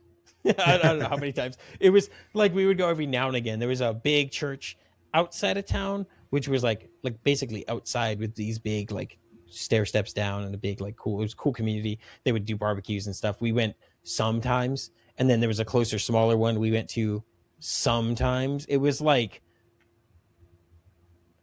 3-4 times a year when I was like young, and then even less after that. So it was there. It was definitely an influence. I was very much on board until, I don't know. In fact, I don't even know where I am. I'm at the point right now where I'm so like open to whatever that I don't know fully what I believe concrete. I'm just more of the idea that I need to just do what I can do to make things better for people and to try to just make things, better in the world. But I mean, what can one person do? Did you read many like religious texts or philosophy books growing up? Not really. No. You were into that type of thing? Did you go to university or anything, or? I did a little community college for a tiny little bit, but nothing big. No, not at all. What did you take at community college? God, it's been so long. I don't even think I could tell you. I don't even like think generally general classes. It was very general nonsense. I was not into it. I was really not into it. Yeah. Damn it. There was a thing I was scatterbrain. You're talking about religion, books, Arc Raiders. Oh yeah. I mean, I guess it was about books, I think. I mean, I have done some philosophy reading, but it's more like I don't know, what would you call it?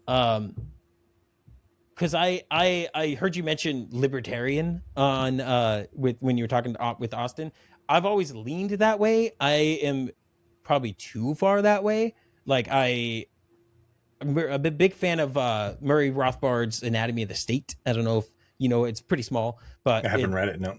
Oh, it's nice. And Lysander Spooner's No Treason. It's basically just borderline like anarchy. It's not burn the library down anarchy. It's like no rulers kind of anarchy. It's like, I don't know, you treat others how you want to be treated. It's the kind of hippie nonsense where it's hard to describe, but which is actually the real definition of anarchy. People think anarchy is rulers. Like it's go crazy, crazy, chop everybody's heads off. That's anarchy. No, that's not anarchy. And I think that's intentional. I think that's 100% intentional.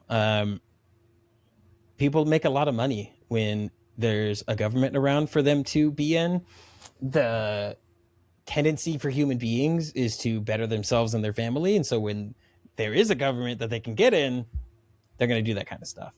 And I think it's been demonstrated a lot, especially with the US, just the bloat and the size that it just gets to is, I don't know. They all just tend towards human nature, which is selfishness. And in the US, at least, a lot of brutality, which is unfortunate. Ultimate power. It's like, yeah, that's a thing. It's like, okay, we need to get money out of politics. And it's like, or any of this stuff out of politics. Okay, in The Lord of the Rings, when they all sat down to figure out what they're going to do with the ring, they weren't like, hey, let's put it on that guy's finger. Maybe if we put it on this guy's finger, let's put it on the blue guy's finger. No, we'll put it on the red guy's finger. Maybe it'd be better over there. It's probably going to corrupt them. It's probably evil. Yeah, it's pretty awful. But yeah, I don't know. If anybody ever wants to know where I land on any kind of spectrum or anything, I would say I'm pretty close to early Murray Rothbard, which is his Anatomy of the State, or Lysander Spooner, which this was the 1800s. He published a tiny little thing, No Treason, and it's basically like, I didn't sign that Constitution. Leave me alone. That's my summary of that. It's like, it's basically describes the tax man as a highway robber. Like, give me your money or I'll kill you. And it's like, oh, if you refuse, you'll get killed. So I don't know. That's where I land on it. Maybe it's because I think I kind of lean that way too. Like, yeah, I think I lean that way a little bit because I'm just like, I'm for, like, I want to do good things. I want to do good things with my money, if I had any. I want to like be able to, like, yes, I'd like a road that's nice and repaired, and yeah, I'd like a fire department. I'd love all that stuff. I Mm-hmm. would happily put part of my earnings towards that stuff voluntarily. Oh, I don't yes. need to be forced to do it or get put behind it in a cage, you know? Yeah. And when it is, I feel like when things are, God, it's been a minute, but when things are that way, bureaucracy comes in and human nature again comes in, and it's so easy for things to just, yeah, bloat and just get abused. I think there is a big argument for a lot of things being privatized. Maybe I'm a lunatic. Maybe I'm pie in the sky. Yeah. Another Well, thing I think that if you're going to run a country and you can do it well, you should be able to be self-sustaining without stealing from your citizens. I fully agree. Have I merch. fully agree. Get some Have merch. merch. Yeah, like Come on. there's it's uh oh, I don't know. Like there's so like we've seen so much fraud in the last, I don't know how many years. We always find out there's new fraud, and it's not one side or the other side. Everyone's always doing fraud. It's the government. We're humans. But like I wonder what it would be like if all of this was cut and gutted and just absolutely gutted, and people could have a little thing. They say like, oh, wow. Yeah, I would like to voluntarily sign up for that. And I would like to choose to put my own money or my own funds towards this.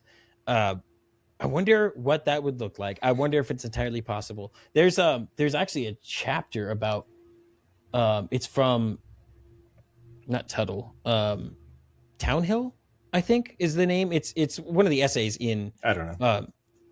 oh God, I don't remember. Michael Malice put together like a bunch of anarchists books or little essays in a thing, and they have a thing on like privatizing security and stuff like that. And it was really interesting to hear how that would work in a voluntary society. It was going over my head a bit in some points because it's a lot, but I don't know. There people have thought about these things, about how you can have a society that's not based on, if you don't comply, we're going to rob you. If you don't let yourself be robbed, we're going to cage you. If you don't let yourself get caged, we're going to kill you. Right. That's what everything breaks down to when there's a state.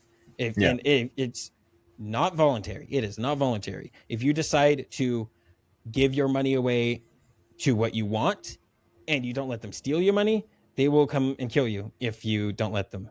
So yeah, it's the same thing. Like, what's the ultimate consequence for not stopping at a stop sign? Yeah. It's murder. Yeah. Yeah. Right. I mean, you could selling one cigarette at a time loose out of a pack. Yeah. They will come and kill you for it. Yeah. Like that's the, what is that? There's another Malice line where it's like,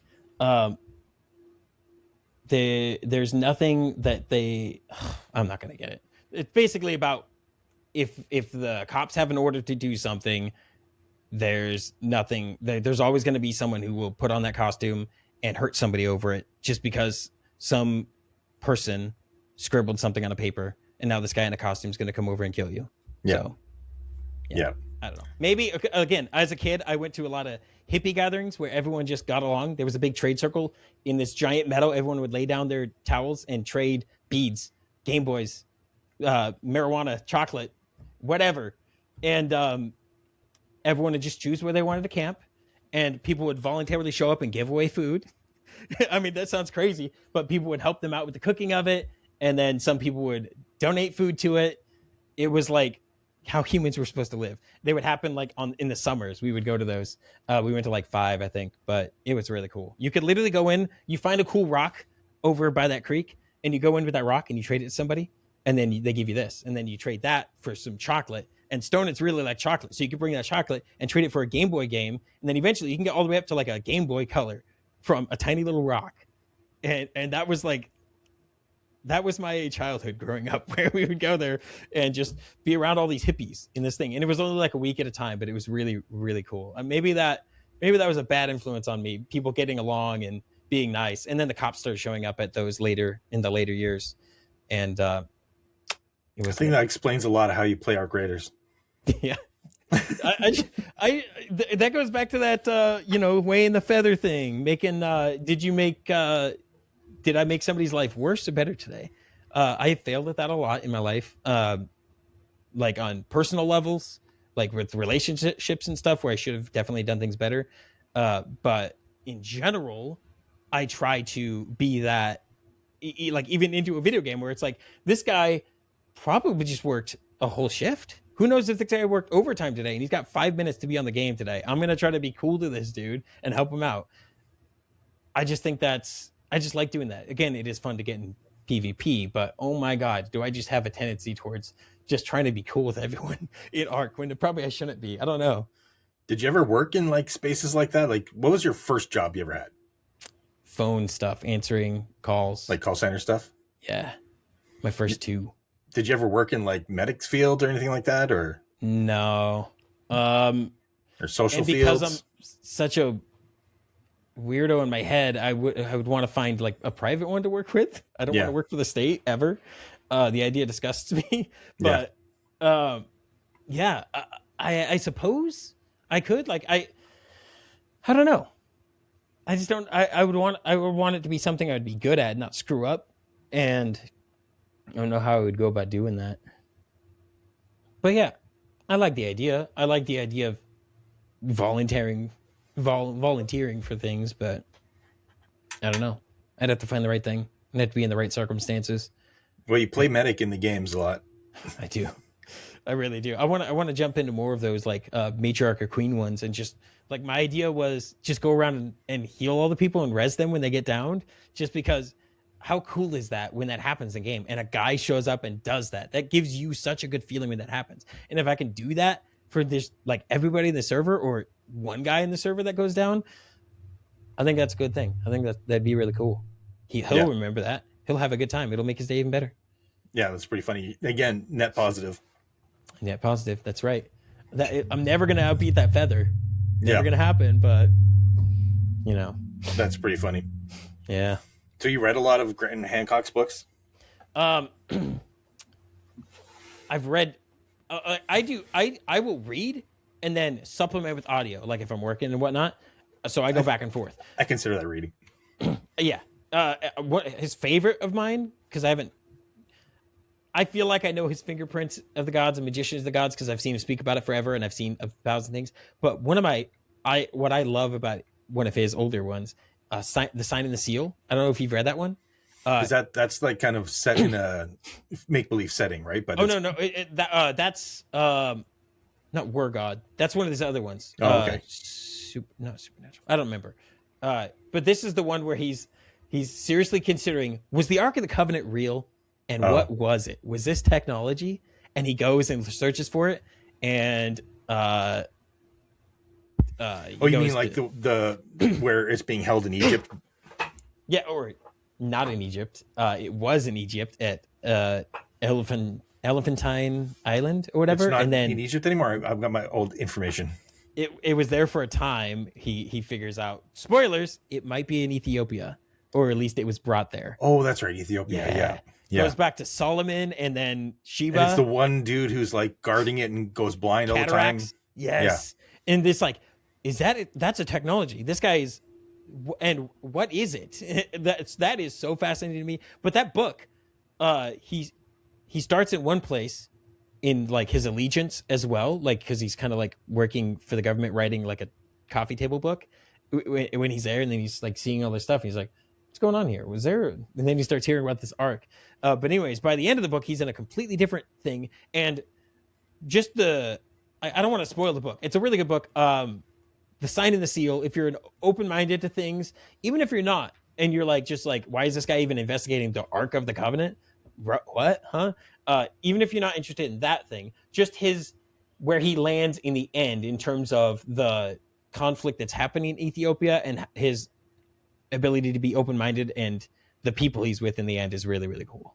I can't recommend that book enough. The Sign and the Seal by Graham Hancock. It's really good. I think like he was saying on a podcast one time that he was talking about if the Ark is like the one in Raiders. Oh. Where it actually melts people's face. Oh, He's like, my yes, God. Yes, it is. Yes. Yeah, I mean, if you look at the reports of these guys, the watchers and the keepers of it, it's like, yeah, it is something else. I tend towards thinking it could be some crazy ass technology. If you tend more religion, like Christian / like those Abrahamic religions, this is the thing that God made, and now they still have it. Whatever you lean there, it seems to be something that, by these reports, it's like screwing up these guys' eyeballs. They're getting cataracts. They can't see eventually, and they just try to protect it so much. I hope that it's still there. I hope that the U.S. hasn't gone in and stolen it.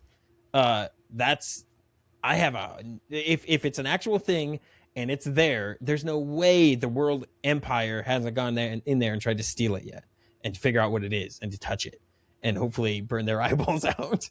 Well, they used to have to wear like these special garbs and jewel plated things and stuff, and they would tie a rope to the bottom of the head priest's legs because in case he died, they can't go in and get him. They have to pull him out. Yeah, in the temple, they had to have his gold lining or something like that too. Yeah. For some reason, and yeah, the way it's described as like killing people in what are they, the Old Testament or whatever? I forgot what books it's in. And then apparently Moses comes down from the mountain and his face is all like burned up, or like he's got boils on his face or something too. It's like radiation burns. Yeah, radiation burns. Like, what was this guy up there doing and making? And who's he talking to that's doing this? Is this the same people that live in the Mariana Trench? Yeah, maybe. I don't know. Yeah, I don't know. It's nuts, man. Yeah, and they thought that like the two angel wings would come together and almost touch, and there's like a little energy source in between them. They thought it was like electricity connecting. I don't know. Yeah, they thought it was like God's energy in there. So they see this like little, almost like God particle, like right in between it.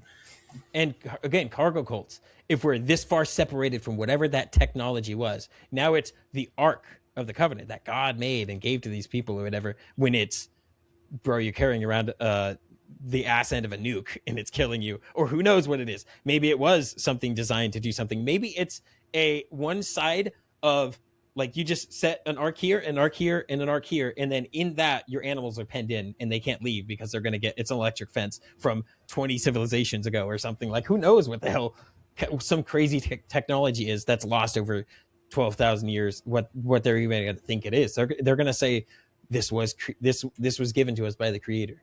Like, who knows? Yeah, who knows? I love that stuff. That's so fun. Well, and with the whole new discovery of that LiDAR and stuff with the pyramids, and they show miles and miles and those huge columns, and they think they found the entire underground there. Yeah, that stuff is insane. I'm not super savvy on that aspect yet. They do some kind of satellite thing with it, and they've done it at places where they already know their stuff to prove that it works or whatever. I don't know much about that. The pillars, well, everyone saw the ridiculous spiraling pillars underneath that. I don't know how accurate that is. If it's 100% like that, I want it to be. That'd be so damn cool. I just want to see more of it. I want to see them recreate that over and over again. Well, I think apparently they've discovered like these underground labyrinths that were rumored to be there for thousands of years. The Flinders Petrie one. That I forgot where that's at, but the water table that's in it, that's flooded it. That one? Yeah. Yeah, that one is.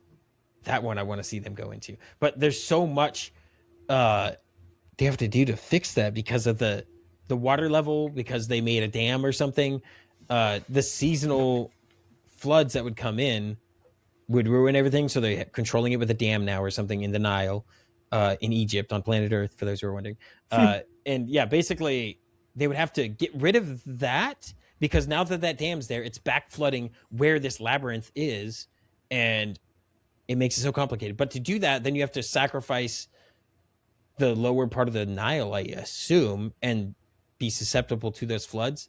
I don't know. It seems like a big, messy thing, and they seem like they don't want to do it. Plus, all the trouble that's going to be involved with that. Well, have you seen the guy talking about how each one of the pyramids were a different chemical manufacturing plant? Oh, is that Chris Dunn? Yeah.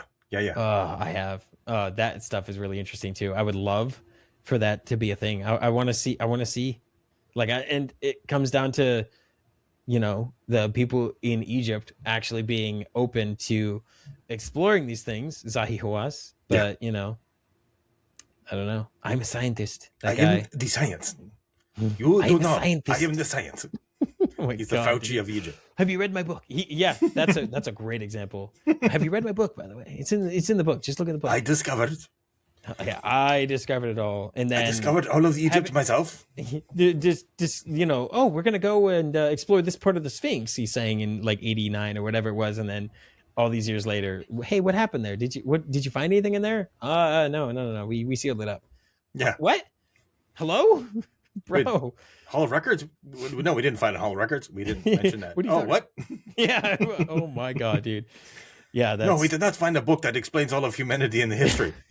Well, we never said anything about a book like that. You're seeing him de-age like year by year, and he's getting younger and younger. Like, did you find something down there? Are you dipping your toes in the fountain? What's going on here, dude? What's happening? Chris Dunn was like saying that he thinks that basically someone from maybe another planet or something crashed here, and in order to be able to get a signal for help, he had to create the pyramids and all these things, create all this chemicals. That's and nuts. It's basically like landing here Minecraft style. That's where insane. You crash land and you've got to create. That's a great video game, actually. Yes. Where you have That's to almost like Icarus, but not quite. It's a little different. But like you land on a place and you got to craft from the beginning. Yeah, but in order to be able to get off the planet. Yeah. That's okay, that's good. That's your end game. Yeah, he's like crash lands here. And he figured that these guys, someone had this crazy technology to be able to like levitate or move things around to create these gigantic buildings, to create like basically in order to be able to get the signal out and create this gigantic beam off of the center of the Great Pyramid with a diamond capstone on it to send beam out to like Orion's belt back to his home planet. Be like, hey, I crashed. Beep, beep, beep, beep, beep. You have to like do the freaking 10,000 years of work. So he's like, well, maybe I've got some local monkeys. Maybe I can manipulate their DNA to help me build this a little bit better. Do some Anunnaki stuff here, dude. Yeah, exactly. Oh my God. That's nuts. I need them to collect a lot of gold. I can't do it myself. So what do you do? First of all, you have to like, manipulate the local fauna, get them evolved. Get them to want to kill each other for gold. Yeah, exactly. Give me all the gold. Why does he want the gold so bad? It must be valuable. Let's kill each other for it. Oh man, it would explain why human beings are still that way right now. Or I love that. And then there's also we're just awful. We're. I so many people use the words we. Well, I know you're awful. I mean, of course, obviously, but I hear so much. That's why we went into Afghanistan. That's why we went into Iraq. And I'm like, bro, I did none of these things. Bruh. I did not do this. That's why we do this. This. Maybe that goes back to the anarchy. There's no we. There is a bunch of people that have been elected into a thing who are making money, and they've got their cops defending them. And then there's human beings. There's so much where it's like the we is Lockheed Martin and Boeing. It's not us. It's these weapons manufacturers. I forgot why I got onto this just now, but I did. So yeah. No, it's the same thing. They just like they try to create some sort of tribalism to try to. I think the way I kind of look at it is if they're like they're all on a stage. They want you to take part. They're like, come on, be an actor on the stage with us. Join in this whole system of like vote, be part of this, be part of democracy, be part of all this other stuff, be part of whatever it is. Just do something because we want you on the stage, and then we need people who are in the audience. And I don't even want to be in the freaking theater, man. Yeah, I don't want to watch this show. Yeah. The show is coercion, murder. I'm not a big fan. I like voluntarism. I don't know. I just like liberty and freedom, but people are so conditioned. Maybe this has to do with a lot of just public school being what public school is, but I don't know. There's a lot that could get done without such force, and people just don't. They hear that, and then they're like, I don't know. They're so off put to it, and I don't know. Part of me thinks that's by design. So, well, it's like the ultimate expression of that is like the super socialists who think that the only way to be able to accomplish great things is to force all of us to get together and work on something. Yeah. To me, I see that as just, that is the extreme. To me, it's like everything else is just a lesser degree of that. Like you look at the Republicans here, and they're like, oh, the socialists this, the socialists that, and they support 1,000 different things at like through the state. Yeah. And it's just minor, smaller degrees of that, where it's like, I don't know, it's all the same thing. It's all different levels of the beast. It's all part of that stage, when I don't know, maybe pie in the sky, hippie, you know, maybe there's other ways, but I don't know. Maybe this is all just a dream. Maybe it's all just a simulation, you know? Well, I guarantee you that what you're looking at is definitely not what you think it is, right? Yeah. In a lot of ways, the civilization stuff we're talking about, in just government things, Operation Northwoods, hello? there's so many of those things where it's like you hear about these things, and you're like, that's a cool movie. Oh wait, that was real? Oh, Yeah. the Joint Chief of Staff signed off on what? Kennedy said no to this and he died afterwards? What? Hello?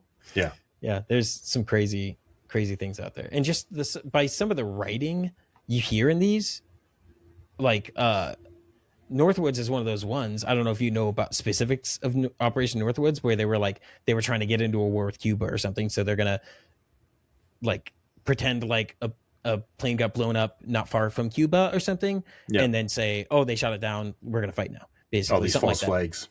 Exactly, which they've done a lot of times. But the thing that popped out at me on this one was it's written in there like it's totally normal that, oh, we're gonna blow up that fake plane and the real guy's gonna go land at the base, and the news will run some reports with some fake names in it or whatever, and then we're gonna do, wait, what? The news is just gonna run that?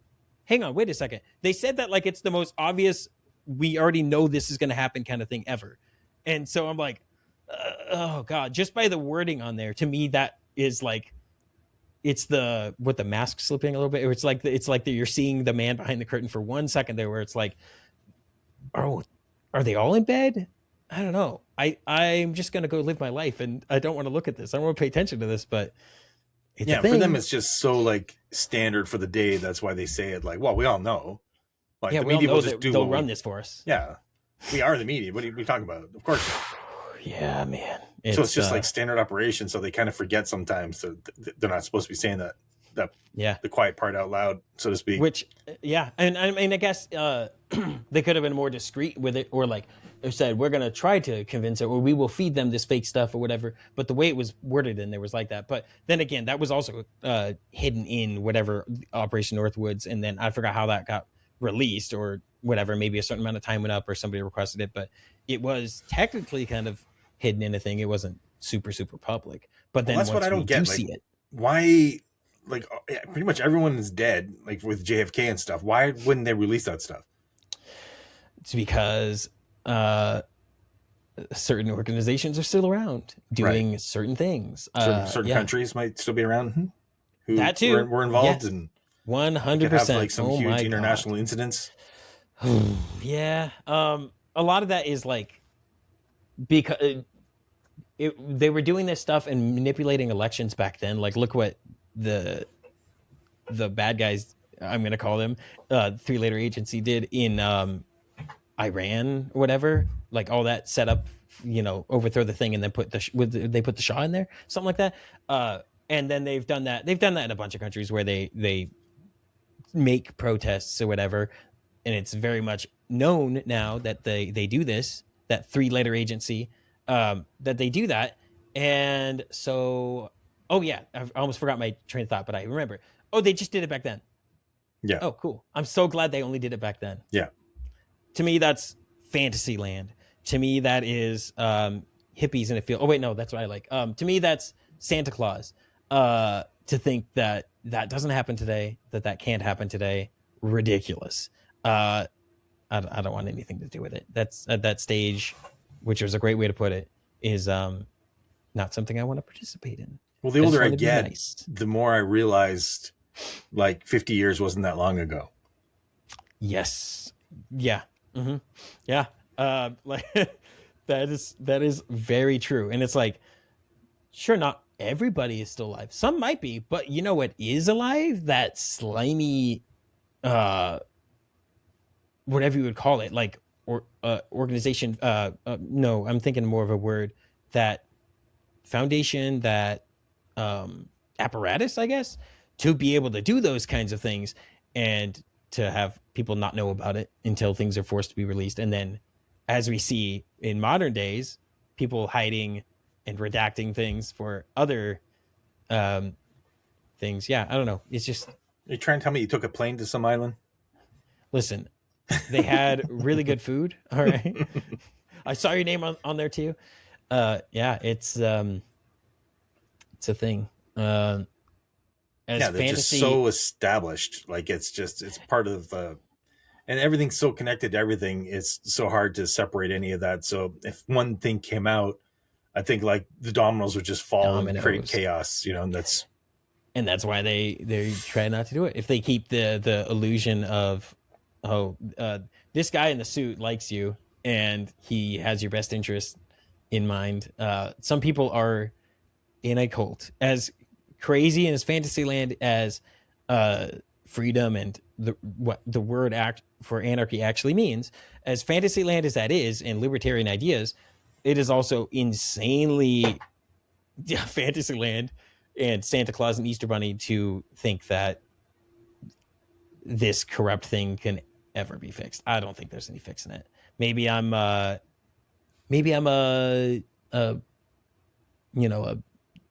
downer on that, or what I forgot. Pessimist. There's like a modern term for that, like a doom term or something. I don't remember. Doom scrolling? Doomer. Doomer. Or black something. I don't remember what it is, but I don't know. Yeah. Maybe I'm that, but I don't know. I see a lot of hope in actual people, and just human beings and small communities, but nukes exist because the state made them. Yeah. So. And they're not going away. Yeah. Or do they exist? Listen. That's right. I've read on the internet that nukes aren't real. No. Yeah. Yeah. There's always that to fall back onto, where it's like, yeah, but now everybody is so evil and giant that we can't have peace and happiness. Oh, cool. Yeah. Because the state sucks so bad, we can't. Yeah. Can't. Unless maybe our AI overlords fix it all. Who knows?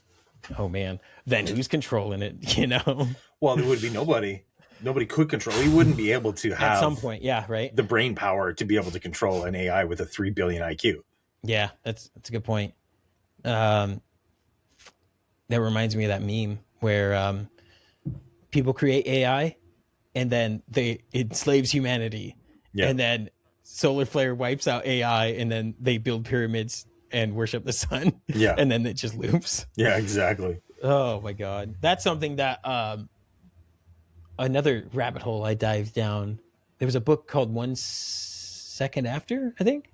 I don't know if you've heard of that one, where an EMP goes off in the States and it like wipes out electricity, cars, pacemakers, a bunch of stuff. And that book is really cool. And a lot of people have like wrote things on solar flares or EMPs going off, and how at least the States would be horribly crippled by it. And we would literally go back to the 1800s or the end of the 1700s. Like how insane that is. It's possible, but I feel that they probably have some sort of precautions and protections for that. Like they probably have some sort of Faraday cages around the actual most important things, right? For them. I think they have their Site B mountains or whatever their spots are, where they would for sure be safe if everything isn't. Because I always hear all the time, like I'll hear like Republican talking points of, so we could have an attack on the electric grid and it's going to go down really easily. And then, I don't even think they mean by EMP, but so I hear that all the time still, but I don't know if that's just fear mongering. That's everything I hear. I don't know if that's just fear mongering. That goes with everything. Well, nukes themselves could just be fear mongering. Could be, look what we did, but they actually really just, like there's reports that the 2 nukes that went off of Japan were just massive carpet bombs. Yeah, because the evil that the U.S. did there. See how I didn't say we did? Yeah. Oh, we dropped those bombs. The government, on babies and women and children, men. Yeah, the U.S. did that, and the cowards that were in the plane who dropped bombs on all those people, who made sure they were able to turn around and get away from the bomb because they knew they were killing people. They knew they were killing like thousands and thousands. I forgot where I was going with that now. I don't know how you can live with yourself. That's such a crazy. It is evil. It is pure evil, and it's. There's videos of the guy who flew that plane in a hangar, and there's the hangar is full of people cheering for that like murderer. Yeah, I don't understand that. The Japanese would have kept doing what? Okay, you're killing babies. You're literally blowing up babies. Their justification is, well, we killed like 3 million babies, but we stopped 3 billion being killed. Yeah, and that's always a justification. It's a justification saying it's justifying evil for this possible evil that could have been. Yeah, and apparently, I don't know, I don't remember where it's at, but apparently it was looking like they were going to surrender anyways. And I don't remember who I saw saying it, but that it was probably a flex for the future where it's like, look what we did, look what we can do kind of thing. Because they were already looking to surrender, from what I've heard, from all of the, like the burning, whatever those burning bombs they were dropping, they were burning entire towns. Yeah, I think that was it. Or was that just Vietnam? That was probably still back then too, right? I don't know. Whatever it was, they were burning Japanese cities over and over again already before that, and then they dropped the nukes. So, yeah, it's just... Maybe it was more insane. Of a threat to the USSR or something. Yeah, that's what I'm thinking. Yep. I'm not a big history buff when it comes to World War II, even though I've played a lot of games. Yeah, right. I think everyone is in like under a certain age. There's people who've played more World War II than have read or heard about it or watched anything about it. Yeah. There's definitely exists. I see like a little World War II. Like I was watching Band of Brothers, and they were like mentioning places that they're going into, and I'm like, freaking Leonardo DiCaprio on the screen. I'm like, I've been there. I fought there. Yeah, I fought with these guys. I was there. It's nuts because they do such a good job with the maps because of the. I guess they go back and look at the footage and stuff. I'm like, I've been there. I've been in that trench. I've walked down that street. I've been in Calais and Lyon in France, and I've murdered these people. When I went to Europe, I actually was like getting deja vu in a lot of places. Really? Yeah. Oh my God, that's crazy. It was really nuts. That's got to be insane. Being in an actual place, I imagine it'd be like that going to wherever in Czech Republic where DayZ Černohorsk or whatever was based. Yeah. Yeah, that would be insane. I see pictures of the real barn and all those places, and yeah, that's got to be surreal. Yeah, and I'm like, man, the devs are so lazy making the same building in all these. Wait, they're actually the same building in all these places. It's so weird, man. It's so weird. That almost is a bucket list thing for me to maybe go see that, but then Peru and Egypt exist, so I've always just been like, no, I'd have to go see some real mysteries. I'd have to go see some real crazy stuff. Yeah, I would definitely want to go. I'd love to go on an archaeological dig sometime or something. That'd be fun. Oh man. Like they're still digging stuff up at Göbekli Tepe. Yeah. So they're finding whole different tepes or whatever. Well, didn't they stop that? They stopped it, but then I think they're starting again at Göbekli Tepe. Didn't they grow a bunch of olive trees on there or something? They took them down. They took them down. What's this? Jimmy from Bright Insight made a huge storm about that. And he's the reason they took him down? Like he was the guy who made all the noise. Like it's... That's impressive. Yeah, it's insane to see a guy on YouTube who makes videos about it and tweets on X about it can make real change, because those roots growing down into what we are aware of right now, what they say is the oldest like man-made megalithic stuff. Yeah, destroying that would have been like a crime against humanity. Like that's humanity. That's human history right there. Everybody in the world, that's everybody's history right there that would have been destroyed. Well, and then it makes you wonder why, like, was that on purpose? Were they trying to do that? Do they know our origin story and they don't want us to know? They're hiding it. I've heard that there's always at least two ideas or outlooks, because there's that one, which I like, and because that's the fun one. And then there's they're just planting those to increase the property value so they can sell it for more or something like that. There's also that. So, but what would be more valuable? Money, people are evil. The origin of human history, or an olive? That's true. But then you have to take it into consideration. Do they actually know that, and are they hiding something, or is this just they want to make money? I don't know. I mean, who knows? Who the hell knows? Zahiwas, maybe. Sometimes I try to figure out, like, even myself, I'm like, I don't know what I truly believe as to what's actually going on. Yeah. In general. I believe that it's pretty cool. I believe that I want to know more. That's for sure.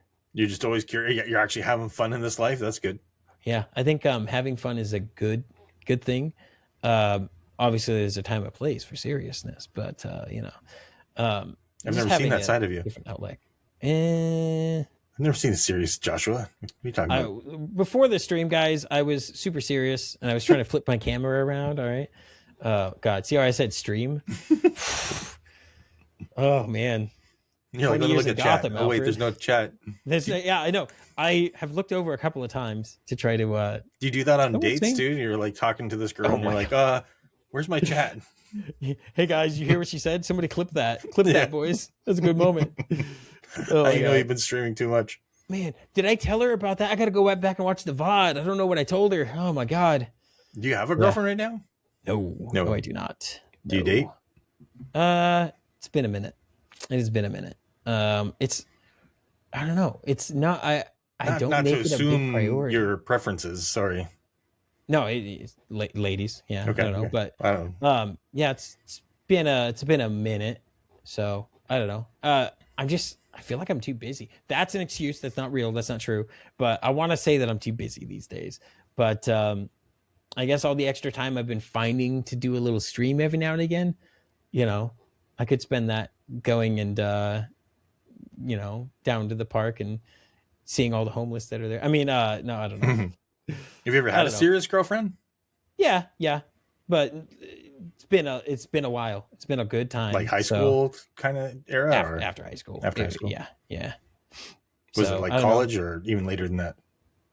I mean, I didn't do much college, so it was after that. Yeah. But yeah, I guess it's something I should prioritize a little bit more. My brothers my youngest brother and my oldest brother are having kids now. So yeah, my younger brother, the first kid that was had amongst the brothers was in 2019. She was born at the end. So nice. She's getting up there. She's smarter than I am now. It makes me looking around like, man, I spent 10 years streaming. What was I doing? But at the same time, I did meet a lot of cool people. I mean, I could have easily made that into a thing. But yeah. What's the longest relationship you ever had?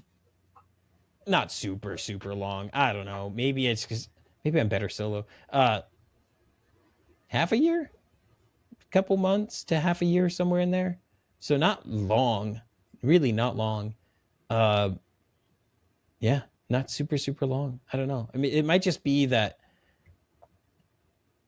I don't know. I'm too opinionated. No, I don't know. I come up with a lot of excuses. I can't imagine what it would be like to date in 2026. I hear it's pretty awful.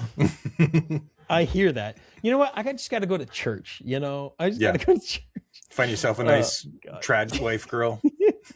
I actually had that in the back of my mind for a second. Recently, I was like, you know what? I was like, oh, I'm not sure. My brother goes to church again now, though, my older brother. So yeah, that's a thing. Yeah, I don't know. It would require trying, dedicating time to things, and having a personality and downloading some apps these days. I wouldn't bring myself there. I mean, not offense to anybody who does, but that's just not my kind of thing. I don't like selling myself in a way. But then I also the dynamic there is so I think it would be so forced, and that's why we're here. And to me that adds an element that I don't like. Do I balance that over being alone for the rest of my life? No. Do I balance that over like actually going and making it happen myself in another way? I don't know. I just got to not be a little bitch about it, and just do something. That's my philosophy about a lot of things. Dude, just stop being a bitch. Get to it. Like, I used to not do much physical activity at all. And it was the end of 2018, maybe beginning somewhere into 2019. I've tried a little bit. Not that I'm like lifting 20,000 pounds or anything, but actively going out on walks with my brother the last couple of years, and then doing some resistance training or weight training or whatnot, which I think everybody should definitely do. Yeah. It makes your brain work. It makes, like, I used to be such a dumb bitch and not be able to form a sentence on stream because I was drinking energy drinks and doing all night streams rather than being awake when the sunlight can touch me. Yeah, you will feel like an entirely different person if you go off on a rant about how you should do all these things. If you should, if you like do some kind of physical activity and you see the sun every now and again, and if you eat real food, not a whole bunch of processed food, all the food here in the States is poison, which is ridiculous. It's all super ultra processed, and it's got stuff that people don't have in other countries because the state, oh no, the state did a thing, where they banned that stuff in other countries. I think it could be done voluntarily with education. By the way, here's me making a point against my my worldview. But yeah, there's a lot of stuff like just color dyes and things, which people just now were finding out about because it's gotten political, because one political group decided to do something about it rather than the other side. So because they're doing it means it doesn't matter. And so I don't know. People get so damn tribal about it. Just because Red 40 was brought up as being bad by RFK means you have to be against it being bad. To me, that is nonsense cult behavior. Like, dude, I feel like this is an intervention for me. You're like, stop drinking energy drinks, Payne. Stop staying up all night streaming. Oh God, I cannot tell you how much, like, yeah, your brain works so much better. I am very restrictive about what I eat too, and I've felt a lot better about it. I used to have like, I would break out like a little bit on my neck and a couple other places when I would eat just whatever, the standard American diet. I would just not care. I haven't eaten at a restaurant in a long time. This is going to sound crazy talk, but I haven't eaten at a restaurant in a long time. You do look healthy, dude. Actually, I got to say, you do look fit. You look healthy. You look... I can tell there's definitely been a change for sure. Yeah, I hope so. I think I'm at the lowest body fat percentage I've ever been, and it's mostly from diet. Like I eat just Younger Dryas. What were human beings brought back to eating? What were normal human beings? Meteors. We were eating meteors. Wait, meat eaters. Meteor. Oh wait. Now I'm bringing it there. Yeah, I think back in the day, you look at like Inuit and stuff before they were like contacted. I hope that's the correct term. I don't know. Eskimos. I don't know what the real word is. Inuit. Yeah. Inuit. Okay. Yeah. Primarily animal-based diet where they're eating meat, they're eating the fat, they're eating lots of fat. I have so much butter, so much beef tallow and butter all day, every day. I'm constantly eating it. I've never been thinner in my life. Like I think I'm at I'm not at my peak, but cause that was like 2 years ago. But yeah, forgot where I was going with that. Well, I know for me, like if I'm sometimes, I get some bad thoughts happening, I get down on myself, or I'm like, it's not as bad negative talk as it used to be. But if I get any kind of inkling to have some sort of negative talk about who I am, what I've done, blah, blah, blah, where I'm at in life, I just like, I know, it's weird because I get to this point where I'm like, okay, there's something I have to do. There's something that gets me out of this. Like I have a temporary lapse in memory of what I do, and it's just go work out. Yeah. Just go lift weights, even like 10 minutes, man. Like seriously, I'm like, I go and I just like curls, just do some bench presses, just 20 minutes. All of a sudden, all the thoughts are just gone. Yeah. I think it's because it's against our core nature to do what we do these days. Right now, technically right now, if there was a fire in front of us and it was cold, this would be a little bit better. But we are meant to run down, that animal, or we're meant to herd one mammoth together and spear that thing and kill it and eat it and somewhat cook it. No, I'm just kidding. We're meant to like do these things to survive and exert ourselves to actually be able to feed us and the tribe or whatever it is. And in the modern day, none of those things are happening. And there's no sunlight for most people. They're sitting inside with these flickering fluorescent lights that are apparently do weird things to your head if they're a certain flicker rate. I don't know. I'm not smart on that, or some things. But yeah, I think human beings are actually meant to be doing things they like came up doing, like that we developed doing, over like thousands eating of real years. Food. Yes. And we can't just shut that off and start eating. All I eat is like, I'm eating completely processed food, or I'm drinking. There's just this powder that I'm drinking now. Where like, I don't. And that's I a think very short experiment we've been running of being it is very indoors short. more, being more processed, being in false light. This is like light itself is not that old. Yeah, it's really not. And you know what? I imagine, I don't know for sure. I wonder what sicknesses and obesity rates look like when you line them up to some of these things that's changed with sedentary lifestyle or that we're eating. Just look at some of the oils that we've created. Everyone gets on seed oils or whatever, and I've yapped about that a lot. But um, the way they make those oils, and like I saw a graph where you need like these bajillion seeds to make 1 tablespoon of this particular type of oil, whatever it is, made from that particular seed. And it's like, in no way would a human being ever consume that many seeds in one day to be able to have that much oil in his system. And yeah, I think these things I just did it. What we do, what corporations have done to make cheaper foods or cheaper like cooking oils and whatnot. Everyone worries about smoke points. Who cares? But what those companies have done to make it cheaper to do these things and mass produce them, I think has been overlooking health aspects because people weren't making those kinds of oils for a bajillion years. They were eating animal fats forever, just eating the fat on the meat because it's good and it tastes good. Well, and it's sad because a lot of the companies that make these things will actively campaign against the natural versions just because they want to make money, and it's not about people's health. I don't remember the study who it was funded by. It was maybe the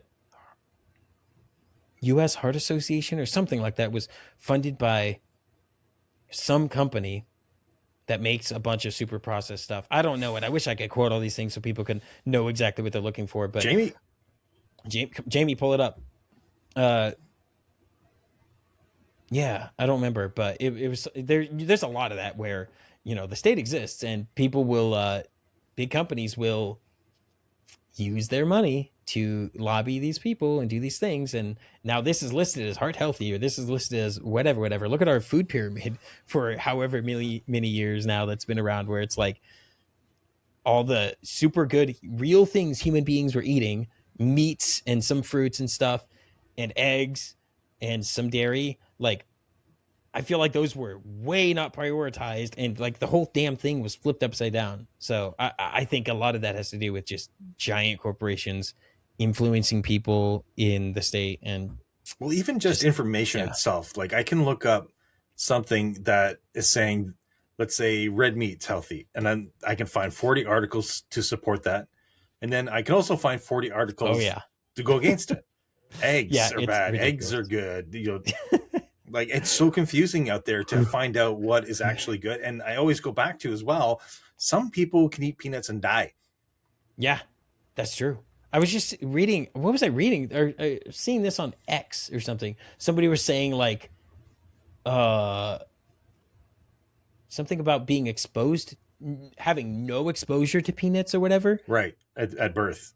Yeah. Yeah, and kids need exposure in order to be able to develop the immunity to it. Yes. Yeah. But then it's like, are we even supposed to be eating that? Are peanuts an actual like evolutionary thing like that people were eating that we developed to eat? Or is that desperate times? It's younger, driest times. We're going to eat what we can. We're going to start eating this and that and whatever.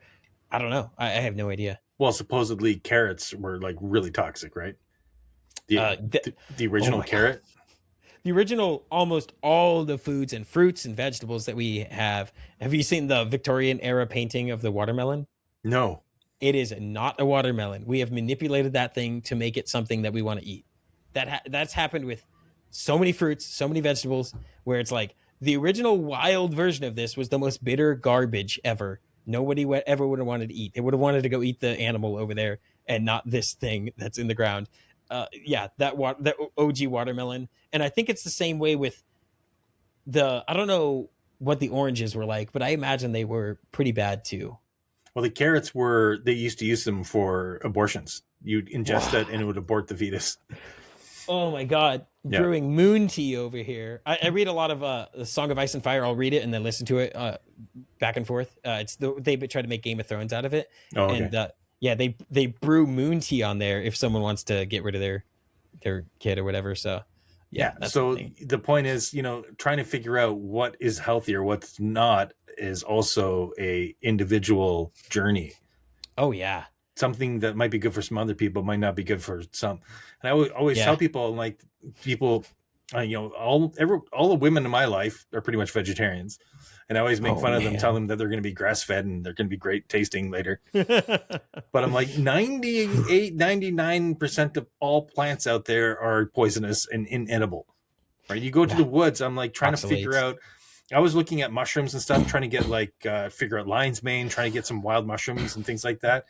And it's so dangerous because so many lookalikes. Yeah. Even just with regular plants, I'm like, I can't mess around with this, man. This is just like, there's so much out there, and you have to like be a scholar just to not die. But you could go knock out a squirrel, and you're fine, and you can eat it. Yeah. I again, I think that just comes to the development of human beings. I think that's, in times of craziness, the only thing that was absolutely reliable was meat. Yeah. And anecdotal, but I feel a lot better after making that my primary food source. Like, it sounds like they're the opposite of me. It's like, I do not prioritize like plants. I'll do fruits sometimes. Like, I'll have dates every now and again, and sometimes lemons and limes to add to things, but it's mostly meat and eggs with some dairy and lots of fat, like butter and the beef tallow that I cook these in. And so, but my wife, if she had any meat, she would like, it doesn't sit well at all with her. Really, she just can't have it. There's even that Shandy has that I forgot what it's called. We can get it from a tick where you are Lyme literally disease. allergic. I think that's it. If it's not that, it's one of those very similar where you can't eat red meat. So yeah, Lyme disease she's is talked about a that tick-borne thing. Yeah, that must be. I think that 100%. There's a conspiracy on Lyme disease. You know that? Was it made? Is that the conspiracy? Yeah. You know what, guys? We're having fun. I believe it. I'm all in. I think Lyme is the name of the city that the chemical, like, it was a government. It was a government thing, and it got released, and they were like trying to weaponize ticks, supposedly, to just forcibly manipulate. Oh wait, I've heard a modern version of this too, where it's like people are saying that's what Bro is doing with the mosquitoes because Bill Gates is trying to manipulate mosquitoes or something. Yeah. There's always people talking about these things, but then again, there's always people doing stuff. Like, that's true. I don't know, man. How many times do the conspiracy theorists have to win before we go? They're not conspiracies. That is so real though. But that's the thing, is like, even if there's some people, like, they'll throw everything at the wall, but some of them stick. Some of them stick, and they're real. And they happen. I like the more way out there conspiracies, because to me that's fun. And again, fun is good. Like, I go to sleep to ancient aliens because I'm like, there's no way that can be true. So I can just go to sleep to that. I can't do it. I don't know why. For some reason, the aliens rabbit hole or track has never tracked with me, I guess. I don't know. That's why I listen to it, because it's funny. Yeah. Because they're like, we're going over here and we're investigating this. And what do we think it is? Aliens. Aliens. It must be aliens. Oh, man. It's that Giorgio meme. Everything's aliens. Oh, yeah. Aliens. Yeah. Oh, man. That's why I can sleep to that, because I'm just like, this is calm. This is not child trafficking. This is not like all the freaking crazy stuff that I know is real. Yeah. I don't want to go down that road when I'm trying to go to bed. So I just put on Ancient Aliens and just snicker to myself as I go back to sleep. I want to be able to do that, but then I just fall back onto watching ones that are like Uncharted X or Randall Carlson. Those ones are to me more real. Oh yeah. For me, those ones are real. I've drank in the Kool-Aid. I'm already dead on the floor from drinking the Kool-Aid. Like, yeah, I've gone full in on that. I love that idea. I like the idea. I like the idea of being open-minded to it in general, but just the idea of a mystery, like the loss of previous civilizations and a more like shadow past for the humans, like, or for human beings and mankind. I like think the whole that, lost civilization idea. love it. It's just, there's so much possibility there. There's so much possibility there. I mean, it makes sense to me. Absolutely. If people were around for this long and only here at the end or here, I don't know if I'm reversed. I don't know which way I'm facing right now. We're flipping around today, guys. But only that tiny little chunk at the end is where it all finally popped off. Yeah, sure. Could happen. Could have happened that way. But why are there saw cuts on the bottom of these ancient statues? I kept thinking you're saying sock huts. Like people were living in socks. Saw cuts. Saw cuts. Yeah, why is there some crazy tool marks on some of these things? And just the fact that there seems to be like collective knowledge in some ancient civilizations and stuff. And like those handbags you were talking about too. That kind of thing, that kind of stuff is cool. It's just weird. It's that picture of that dude, right? He's got that big, huge beak. He's carrying the bag and he's got the wings. And like, even the art style of how it's drawn is the same on like tens of thousands of miles away from each other. I don't get how that happens. To me, that's like a more shiny, obvious, out in the open version of the nubs that you see on all these ancient things. Because the nubs are in India. They're in Egypt. They're in Peru. I think they're in Easter Island. That's one thing that I love, is seeing Peru and Easter Island, and the rock is exactly the same. Like some of the ones that you'll see in, I think it's Ollantaytambo. I think that's between Machu Picchu and Cusco. There's a site called Ollantaytambo, and some of the rocks there, the way they're cut, just the way they look, is exactly like the ones you see on Easter Island. And it's like that is a connection. Somebody somehow did that.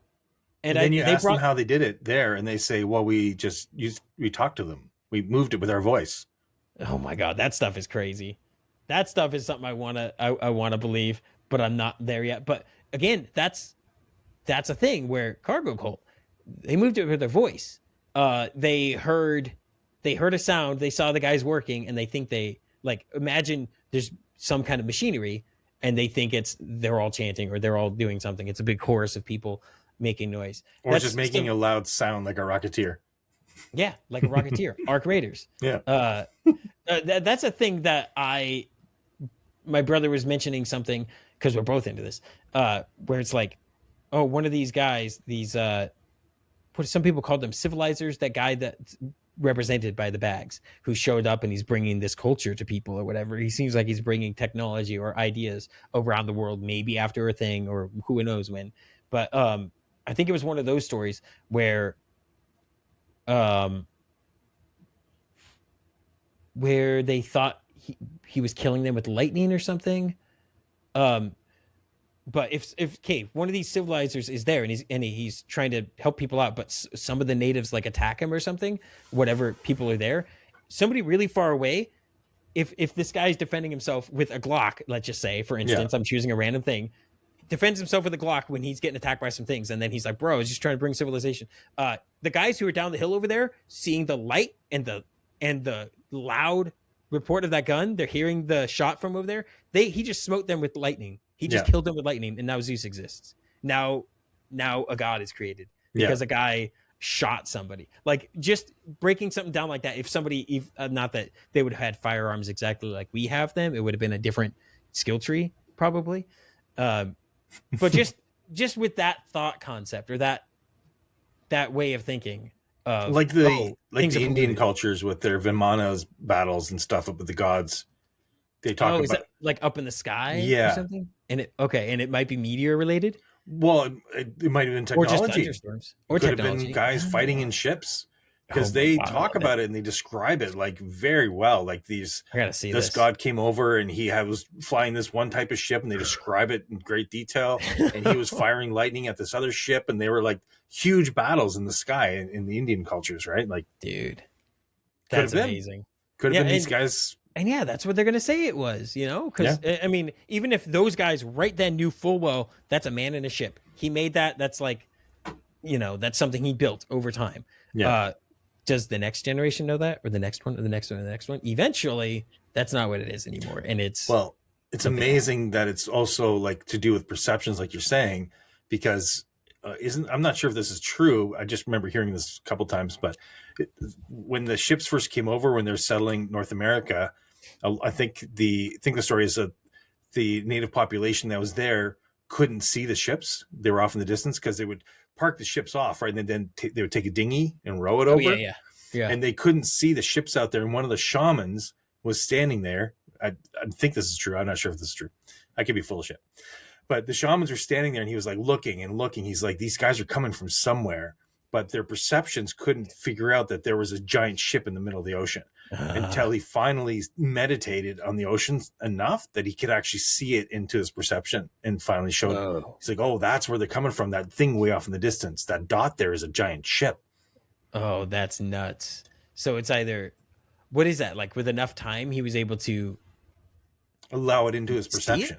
Yeah. Okay. Oh, to even get the concept of it. Yeah, exactly. Yeah. Okay. It's like when you're going to the woods and it's like me with algebra or anything beyond multiplication. I was like, huh? What? Well, it's like when you're going to the woods and like these guys, they'll go drive around hunting. And if you walk around, the deer freak out because they're used to seeing two-legged predator is bad news and they'll take off. But you see a car come, they just can't conceptualize. They're just sitting there and stare at you. Yeah. So the guys can park a car, they can get out and stand beside it, and the deer's just like, what? They don't get it. Yeah. It's not in their lexicon, right? Yeah, it's out of nature. It's something completely new. It's like that's the same kind of concept when an invasive species comes in somewhere and the animals don't know how to deal with it, and then they get wiped out because it's like, this is completely different rule book here. This is a completely different thing. Right. I never thought of that. Yeah, that's kind of what it is. Yeah. Yeah. That's crazy. I wonder if that also, like with the plant species, the same thing, maybe even because have you heard about the plants being able to hear each other when they're getting crunched and stuff? I have.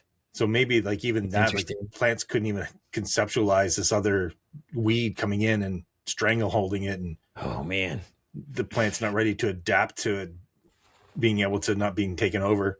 Yeah. That's interesting. Just the concept of that, of plants having something else there. Talk like that to somebody 30 years ago, 40 years ago. Yeah. Okay, weirdo, lunatic. What's wrong with you? Are you dumb? What do you believe in? Okay, well, with enough time, new things get discovered, and maybe you should be open-minded about things, you know? Did you ever read the book, The Celestine Prophecies?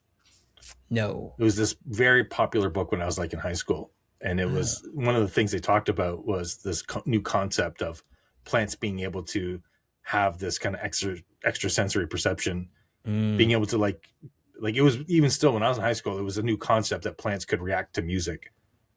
Yeah. And now it's almost standard, right? People are like, yeah, classical music makes them grow faster. That is insane. Like, what's that all about? It's just vibration. It could be vibration. Could be points towards that simulation thing or that creation thing. Who knows? Well, like even instinctually, yeah. Well, yeah. Like you open up the console for the plant when you play music to it. Like you're cheating. Yeah. Who knows? Well, like with music, right? If you have whole notes that aren't like half notes, like minors and things like that. If you have a song that's whole notes, we feel happy, we feel great about it. But as soon as you start putting the minor notes in, we start feeling sad and like, oh, something's wrong. Dude. And that's because, like, if you take an octave, you have an E, and then you go to the next E, it's exactly double the vibration. That's nuts. And if you go again, it's exactly double that. So the actual amount of frequency and wavelengths. And so if we go half that and it's out of sync and out of modulation, we don't feel good. We start feeling sad. Is that we programmed them to want to get gold, but we also need music to be able to control them. we programmed them to feel this way for this music and to go for the gold. And dude, maybe that's just like nuts. Naturally our perceptions can pick up on that kind of. Yeah. And then where does that go back to? Does that go back to the sound of a saber-toothed cat? Makes a certain sound, and then so it's hardwired in there for this. And then the sound of, oh my God, that's a mammoth over there. We're gonna eat today. That I know their trumpet sound. They're trumpeting at that same whatever note that they always do. And so it's just hardwired. The sound of a mother nursing its baby and humming and singing. Yes. Yeah. these things just like everything we've kind of talked about here, it just goes way back. It just goes way back and changes over time, like everything. Yeah. And maybe that's what actually what we can actually tune into, right? I think it's just a natural thing. I don't think it's anything like woo woo or mystical. I just think we just have this intuition that these vibrations and sounds mean certain things, like you're saying. Mm-hmm. Yeah. Maybe it does pick up on, like, even a waterfall. I love the sound of a waterfall. Yeah. I love the sound of rain, and that Rain's water great. we need. Yeah. Right. And Without water. yeah. Okay. It's horrible drought times, but when that finally hear that rain, oh my God. Yeah. And so it's just imprinted in there. The crunchy, crackly pieces of grass and stuff that's bad. Yeah. That means we're gonna die. Oh man. But when it's nice and supple and you can see the wind and blowing the grasses, that means we got lots of plentiful things coming our way. It's ingrained, man. It's in there. Well, we definitely notice patterns as humans, right? Have you seen those death fishes or whatever are coming out again now? Death fish? You heard about there's this fish that only comes out of the Mariana Trench or something like that. Mariana Trench? I think something like that, yeah. There's like this fish that appears only when like the world's about to crack into two or something like.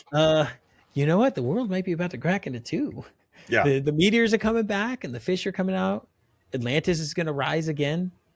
And we're all going to live in peace and true anarchy with no leaders. No, I have not heard about that, though. Is this another murder hornets?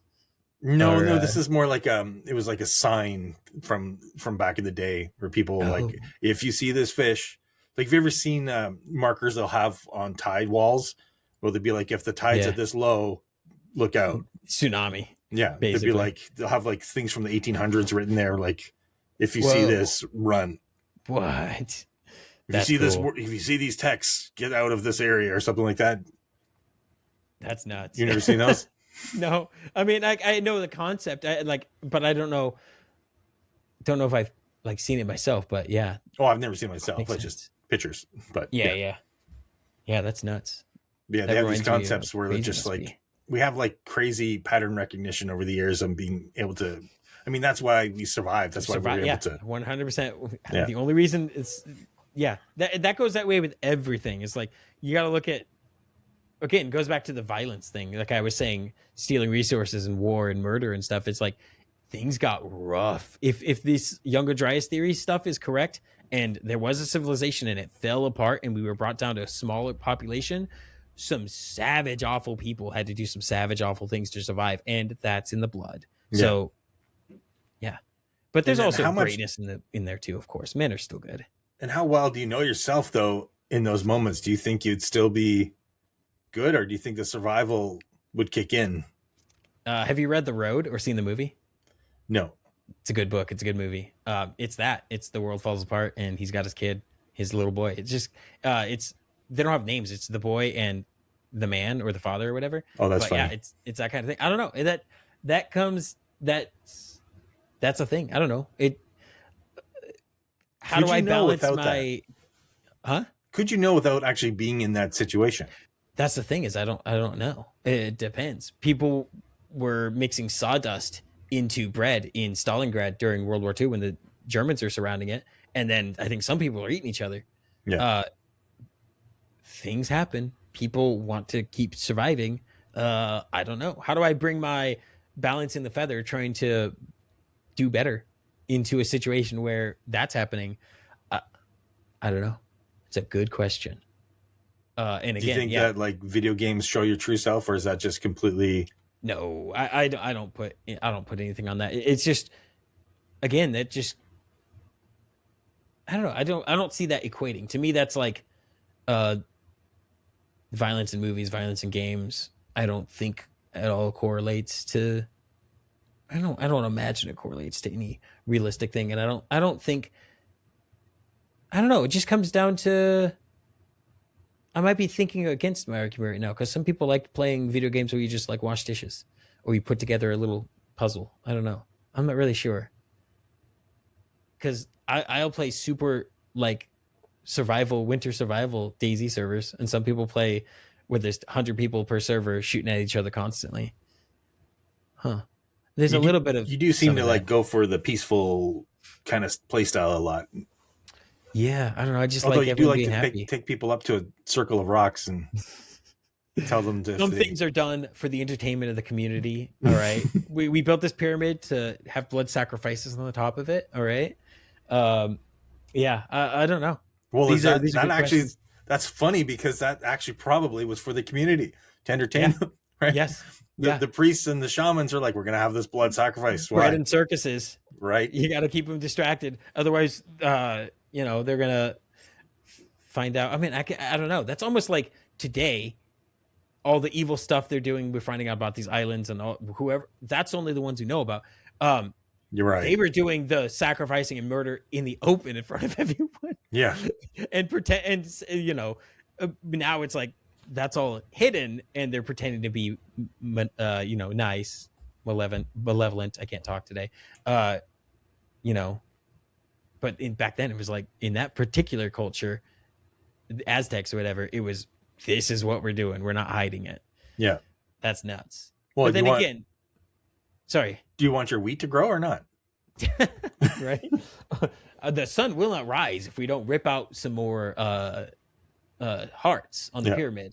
You won't have your freedoms anymore unless we go blow up people's children over there. Yeah. You know, they hate you for your freedoms. That's what they hate you for. Not that we've been interrupting over there for 70 years. Yeah. No.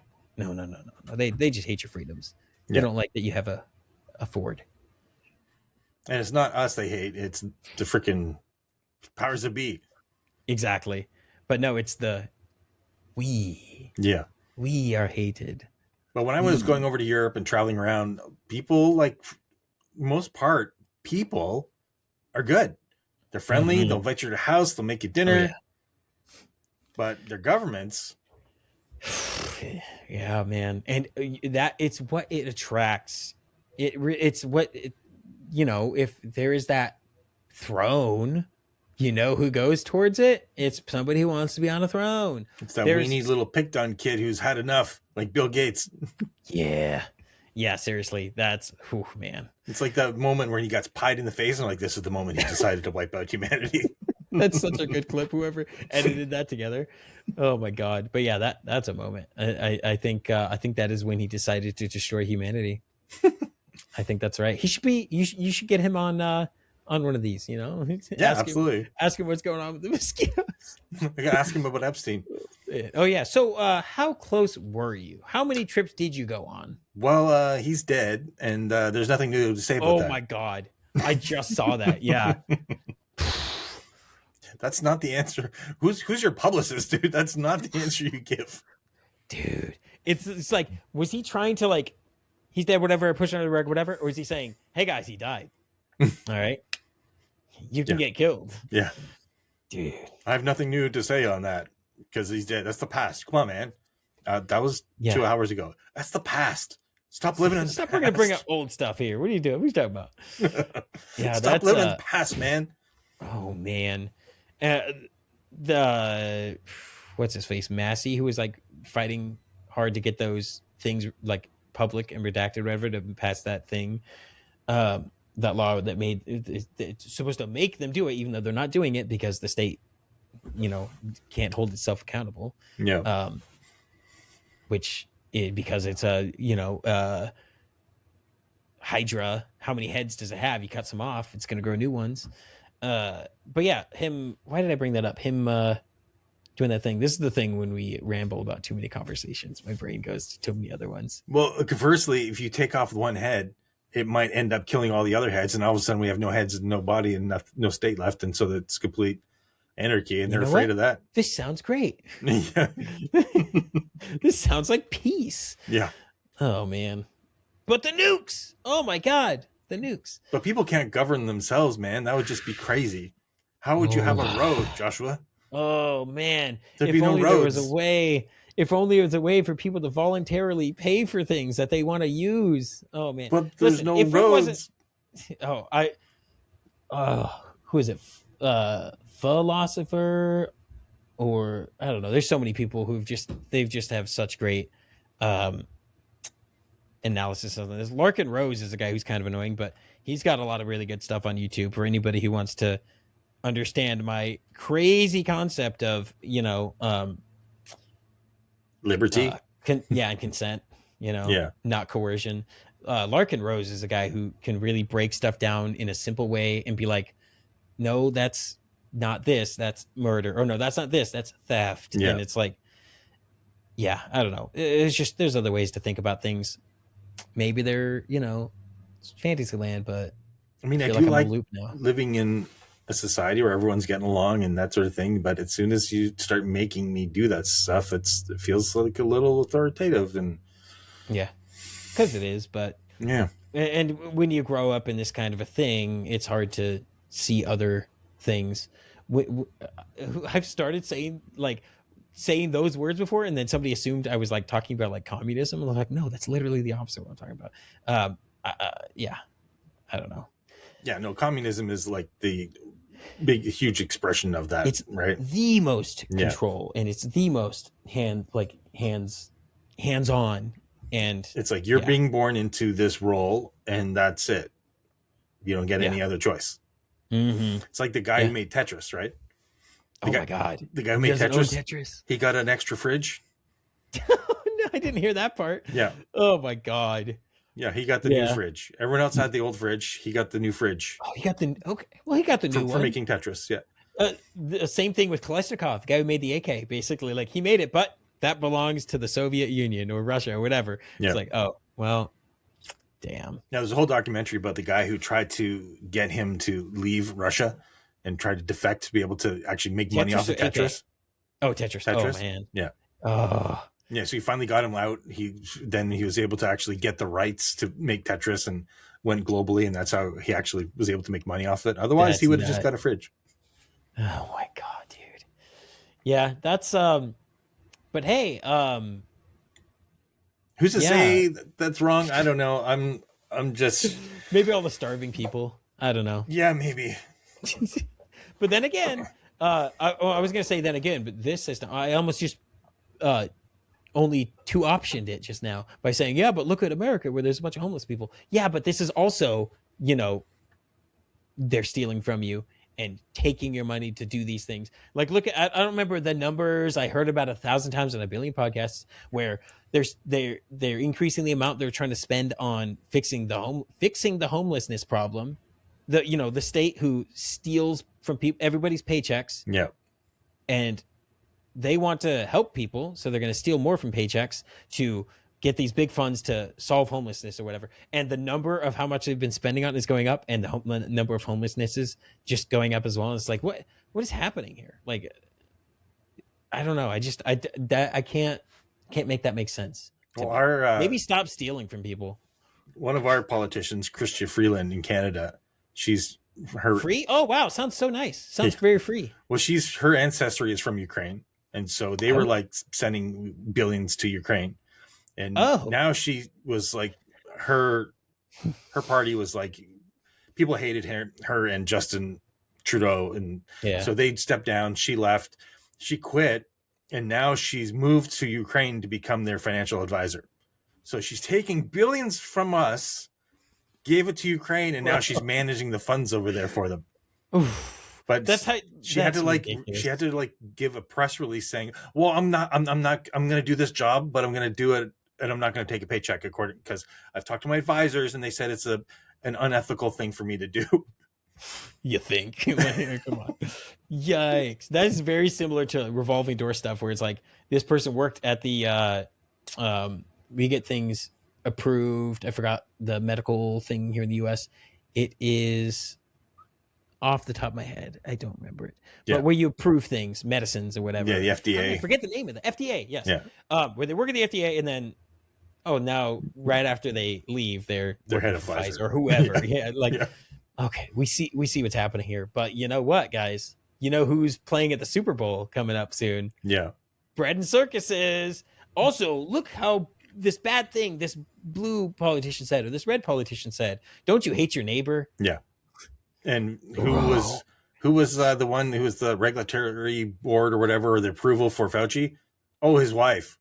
I finally heard about that like today or yesterday or something. It's the first time I heard about that. Like, even though I've been like, I'll listen to libertarian podcasts and stuff, and Rogan every now and again, but like, and I never heard about that particular part. I never heard about that. Somehow that one slipped through. Yeah. Like, I heard about all the other stuff and everything, but somehow that one got by me. Oh, it's freaking hilarious. Yeah. I mean, listen, if you want why not have your wife, be the one over be the ethics commissioner or whatever it was. Oh my God. That's one of the things that's insane here. Very similar, where, the cops investigated themselves and they found no problem. Yeah. Or where it's like, okay, something horrible happens. Some guy in a costume with a gun and a badge did something awful to somebody, but qualified immunity exists. Yeah. So nothing bad happens to that guy. He gets to still work there. Or if he gets fired, he's going to work in the next county 10 seconds away, basically. But don't worry, this guy's going to go and take this to court. The guy who got horribly assaulted or whatever, or even whatever, they just broke his window because this cop wanted to break his window and he has a power trip because he's got a costume on. He's going to sue, and we're going to have justice here. Oh my God, he actually won and he got money. That's awesome. Oh, the money comes from the taxpayers and from all that money that got robbed from everybody. It doesn't come from that guy who beat the hell out of him, broke his teeth out, or strangled him, or killed him, and it's the family getting the money. It doesn't come I don't think, if I remember right, it doesn't reduce that precinct or whatever, or that whatever you call it, that precinct doesn't lose that amount of funding or anything. Where's the incentive to do any better? Where's the incentive? It's just going to come out. I don't see how you make that any better if this is the situation. And if this guy can't be charged for anything because he has this qualified immunity, make that make sense to me. Well, don't worry. We're gonna make sure he doesn't work anymore, but we're still gonna pay him. Yeah. Oh, that too. Oh my God. The guy who killed Daniel Shaver, where they're paying him, I don't know, thousands and thousands per month because he has PTSD for murdering a man in a hallway who was like crawling on the floor. Yeah. Daniel Shaver. You guys can look that one up. That's a fun one. Say his name. Say his name. Yeah. Yeah. Everyone, oh my God, in 2020, who cares what the person looked like that got attacked by these dudes? Yeah. What matters is that they do this. That's what matters. And that one get all blown out of proportion when, not blown out of proportion, a guy died or whatever. And whatever. There's a million other ones. And then, okay, who knows, not a million, but there's so many other examples where this happens. And even, it doesn't even have to be a death. It can be, they impounded your car because you don't have a sticker on it. Yeah. The sticker says the wrong number on it because you didn't pay them after you paid them, after you were taxed on this. And then you have to pay this now. And because that number wasn't right, now they're going to steal your property. And if you don't let them, they're going to kidnap you. And if you don't let them, they're going to kill you. Yeah. No, don't get me wrong. I do think that a police force is a good idea. I'd love the fact that if a bunch of dudes broke into my house, I could call somebody and get some help. I love that idea. But I think one of the problems is we've gone too much to compartmentalize the officers. They're not allowed to work the beat where they grew up. They have to move to another county, and then they revolve them so that you can't make friends with them and be a local cop. Like the local dude from the early 20s and 50s who was like, oh, it's Sheriff so-and-so. And, these people, you don't have a relationship with the law enforcement. I think that's a big problem. That definitely adds to it so much. There's no way that doesn't.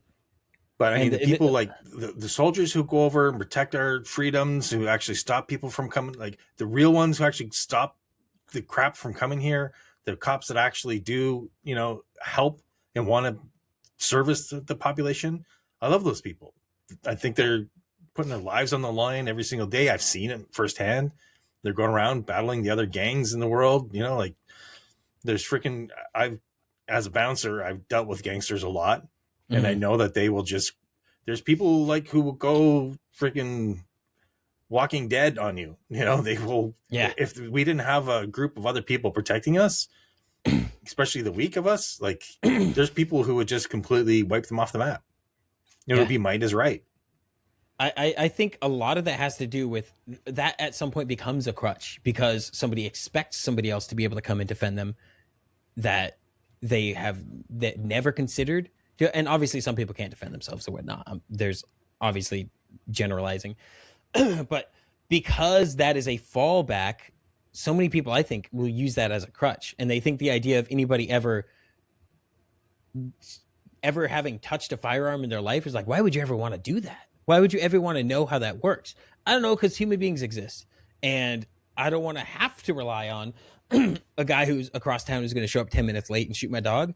I don't know. I don't know that if I'm comfortable relying on that. So I think I think there is a kind of a balance there where, because we have had because that system has been around for so long that people think of self-defense as something that is like insane to do, and that I don't know, you should always have that to fall back onto. I don't know. I kind of lost my train of thought there, but I think that's another aspect of that makes it a little more complicated. Nothing is ever simple. That's for sure. Well, the big example of that is here in Canada, it really is mostly illegal for you to defend yourself. Yeah. Which is ridiculous. I think it's that in the UK as well, where it's like, why didn't you just run away and let them steal all your stuff or hurt other people or something like that? Yeah, well, that is an extreme. That it tends that way though. If I think that's the result of falling back on secure, like that kind of a security, especially a forced security, where it's like they have the monopoly on security or violence. They have a monopoly on violence. The state does, at least here and in Canada. Yeah. Well, the Toronto police were telling people, because there was such a huge amount of car thefts in Toronto, they're saying that it's better for you to leave your keys by the front door, because you won't have a confrontation with these people. You just let them have your car. It's safer. Oh man. So if you bring your keys in by your bedroom, then they're going to come get your keys, and then you're going to have a confrontation with them. I'm like, that's like the kind of thinking that leads to that just over rampant amount of crime. They're like, okay, well, everyone's going to leave their keys by the front door. Yeah. Just go take it. That is, hey, come here. If you want to steal a car, come here. If you want easy access or to do all this stuff, come here. That's, yeah. And that's like what I tell my kids. When they're walking down the street, I'm like, the safest way you can do that is to not look like a threat, or not look like an easy target. I mean, yeah. So if you are, like I tell my girls, I'm like, your eyes should be up, should not be on your phone when you're walking around out in public. You should be looking like you're aware, looking like you know what's going on. It's the same thing in Arc Raiders. It's the same thing in Arc Raiders. The other day, I was walking with somebody, and he's like, I'm not sure if you saw that, but I was walking with a dude, and I'm like, hey, how's it going? He's like, how are you going? And he pulls out his gun. I'm like, so I pull out my gun. He's like, yeah, so I guess I'll be seeing you later. Yeah, no, you're so right to bring it back there, though. I mean, that's a prime example of it. That really is. That's why I do I think the "don't shoot" emote is so dumb to use. It's like, why are you hitting that? What do you not want to lose? Why don't you want me to shoot you? Yeah. That's why I'm always running around. I'm projecting the energy of, hey, what's up? Hey, what up? So I'm always hitting the hey Raider, hey, all that stuff. Like, unless, because if somebody like, oh, I spotted this guy. It's a cat sees something moving. A cat is like, oh, that's prey. But if I heard a Raider over here. A Raider's calling out. A person is calling out. It's that different kind of, you're presenting yourself differently. You're not presenting yourself as a target. Well, you're also not like sneaking up on them like a bear. Yes. And scaring the crap out of them. 100%. Because if you're looking like you're sneaky and you're looking like you're going to be hiding around here, you might be up to something. But if you're like, hey, Raider, what's going on? Hey, we're all having fun here. What's new? You having a good raid? You guys looking for a quest? What are you guys doing? Yeah. Yeah. It's, I've done that in DayZ too. Like, that's, back to video games, guys. Hey, do you guys remember video games? I feel like having 25,000 years in DayZ made my arc transition so easy. Yeah. Especially for the way I'm playing, not just shooting constantly. Because I've seen like clips and reels and all that stuff of the most like old, stale DayZ type encounter, or like DayZ thing, like, oh, I did this. Oh, he never would have thought of this. Where it's like, I saw that done in 2014 on DayZ. I saw it done in 2015, 16, 17, 18. Like, they're a whole new group of people is being exposed to this style of thing where you can shoot, you can't shoot. There's zombies or arc. Like, what are you gonna do? Yeah. So it's like it's weird seeing people being introduced to stuff that is just ancient news for all of us who've been playing DayZ forever. It's very weird. And I say the same thing that I said about DayZ. If they amped the enemies, the PvEs, if they amped that to the, like, if there was like 1,000 freaking hornets and wasps everywhere, people would get a lot less likely to shoot each other.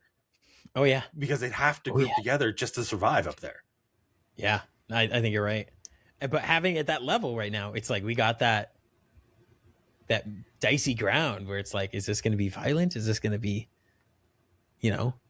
it's kind of a perfect balance. I like it. Well, it's like going to the matriarchs and the queens and stuff like that, where the guys have the legendary weapons, and I'm like, oh man, legendary. That guy's got a sure a nice gun you got there, buddy. Oh man, yeah. But there's also 20 other guys who are gonna watch me kill you if I take it. Yeah, and I'm not gonna get out of here alive with that legendary weapon. I'm so glad you can't put those in safe pockets, so it adds that level. Yeah, absolutely. Yeah, if you could just kill them and just quickly swap it in there, and then you'd be like, "So long, suckers." Oh yeah, then doesn't matter if 20 of you kill me. I don't care. Yeah, 0 consequences to the thing. If you want to get out with that, you got to do it, which kind of sucks in some ways that some items can be done that way. I don't know. I go back and forth on that. You don't like the butt pocket? I love it. but I also don't, because like in DayZ, you have to get like you can't save anything.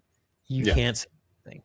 And I like that about DayZ, but in Arc it works. I don't know. It's just a different thing. I never thought looking at what the game is, it doesn't seem like a game that I would have liked being third person, and just some of the more arcadey things about it, I guess. But I love that game. I don't know what's wrong with me. It's crack. It's like they did something. Well, I watched a lot of streams of it, and I was like, yeah, this looks all right. Like, I could see, like, I was watching Smack a lot and stuff, but when I actually started playing it, I'm like, oh, this is a different beast. This is actually a lot of fun. Yeah. Yeah, same. I was watching people play it, and that kind of reminds me of another point you were bringing up earlier, where some people watching for the game, some people watching for the streamer. Yeah. Where I've had that, where I just hop into my buddy's stream and I'm talking, I'm in the chat, I'm typing more than anyone in there and just memeing with them or whatever. And then 20 minutes in, I'm like, I look at what they're playing. I'm like, oh, I forgot to even like pay attention to what you're playing. I was like, I was just interacting with the streamer. You're just chatting. Yeah. I've done that with a lot of like really, really close friends, and where like, I don't realize that until 20 minutes in. I was like, oh yeah, they're playing a card game? What's Hearthstone? This looks dumb. oh, my buddy's playing it. Yeah, you're just hanging out. Doesn't matter what they're playing. Yeah, that's a sign of a good streamer. That's like with them interacting with chat and all that stuff. It's like, yeah. Oh man, that was big back in the day. Just being a streamer that would read the chat. Yeah. That like 2013 days. That's all you had to do. Yeah. So you had to do. Like, yeah, there was a certain point at time in the night where there were no English speaking streamers. Like, okay, maybe there were some in some categories, but like I would like look in DayZ mod category, or it was just DayZ, or maybe it was Arma 2. I don't remember what I streamed it under. It might have had its own category. I don't remember. Whatever. It's been too long. I don't remember. No English speakers. And so I'm like, should I stream right now? Should I do that? And I did that sometimes. I would be like, go in there and do that, because like, I don't know. I almost felt bad for like on my normal time. If I would have ended, it's like, okay, but now all these people are stuck like having literally nobody to watch that speaks their language. So I would do that, and then I just gradually started streaming later and later into the night, and then there's just an audience there for that. But and then boom, your sleep schedule is screwed. Yeah, that happened. Now you're like, go get sunlight, go touch grass. Yeah. Lift something. Go find a lady at church, Lift something up, put it down, go find a lady. Yeah. That might be a good idea for you. I don't know. I think you are right. The church specifically, maybe. I don't know. But I don't know. No, finding somebody who thinks you're handsome. besides me. I've never heard it from anybody. No. I don't know. That would require trying, but I don't think that's too hard. I could probably do that. Did somebody buy your groceries for you? Because apparently that's a good place to pick up. Oh, damn. Go to the vegetable aisle. That's where you go pick up. I never really go to the vegetable aisle. True story. That's true. You only go to the meat aisle. I mostly go to the meat aisle, sometimes some fruits. That's why you're not finding any ladies. Maybe. I have been trying, squash and sweet potatoes. Now I've been putting those back in. So well, you don't. That's you cool. don't need to buy the vegetables. You could just go hang out there. That's true. I could do that. Hang out there and wear your heart shirt and tell everyone you're a streamer. Hey, ladies. Oh, wait. I do have an example of one of those. I tried to find my heart shirt. I had it like a week ago. I have yours. I have it somewhere still. In a blacklist one. Yeah. Oh, nice. I've got a little bit of dead on your shirt. I don't remember that. Yeah, what is that? That was Bandit Day. Oh yeah, that's right. Oh my God, him and Cal. Oof. A little bit of dead on you. I got that shirt. I've got a couple blacklist shirts. I think I have a blacklist mouse pad somewhere. Oh damn. Yeah. Damn. I have the hat and the shirt. I don't think I have a hat anymore. Oh man, I think my hat's a little damaged. I don't wear hats. I've never worn hats. Yeah. Me either. Never. Yeah. My older brother always did for years. Yeah. Yeah. Well, listen, that was a good conversation. Thank you so much for doing this, Joshua. I appreciate it a lot. Man. It's a good time. I feel like I could just keep rambling about so many things. I know. I can't believe 3 hours has already gone. It feels like 3 minutes. Insane. It's insane. And I feel like we should have had, a little more tinfoil. But, no, I love talking about that kind of stuff. So, Yeah, me too. Always have an open mind, guys. I'm afraid this is going to end up being like a conspiracy podcast, but why not? You know what? It's about having fun. It's about having fun, man. All right. Well, thank you so much. I'll see you out in the streams. You too, man. Peace.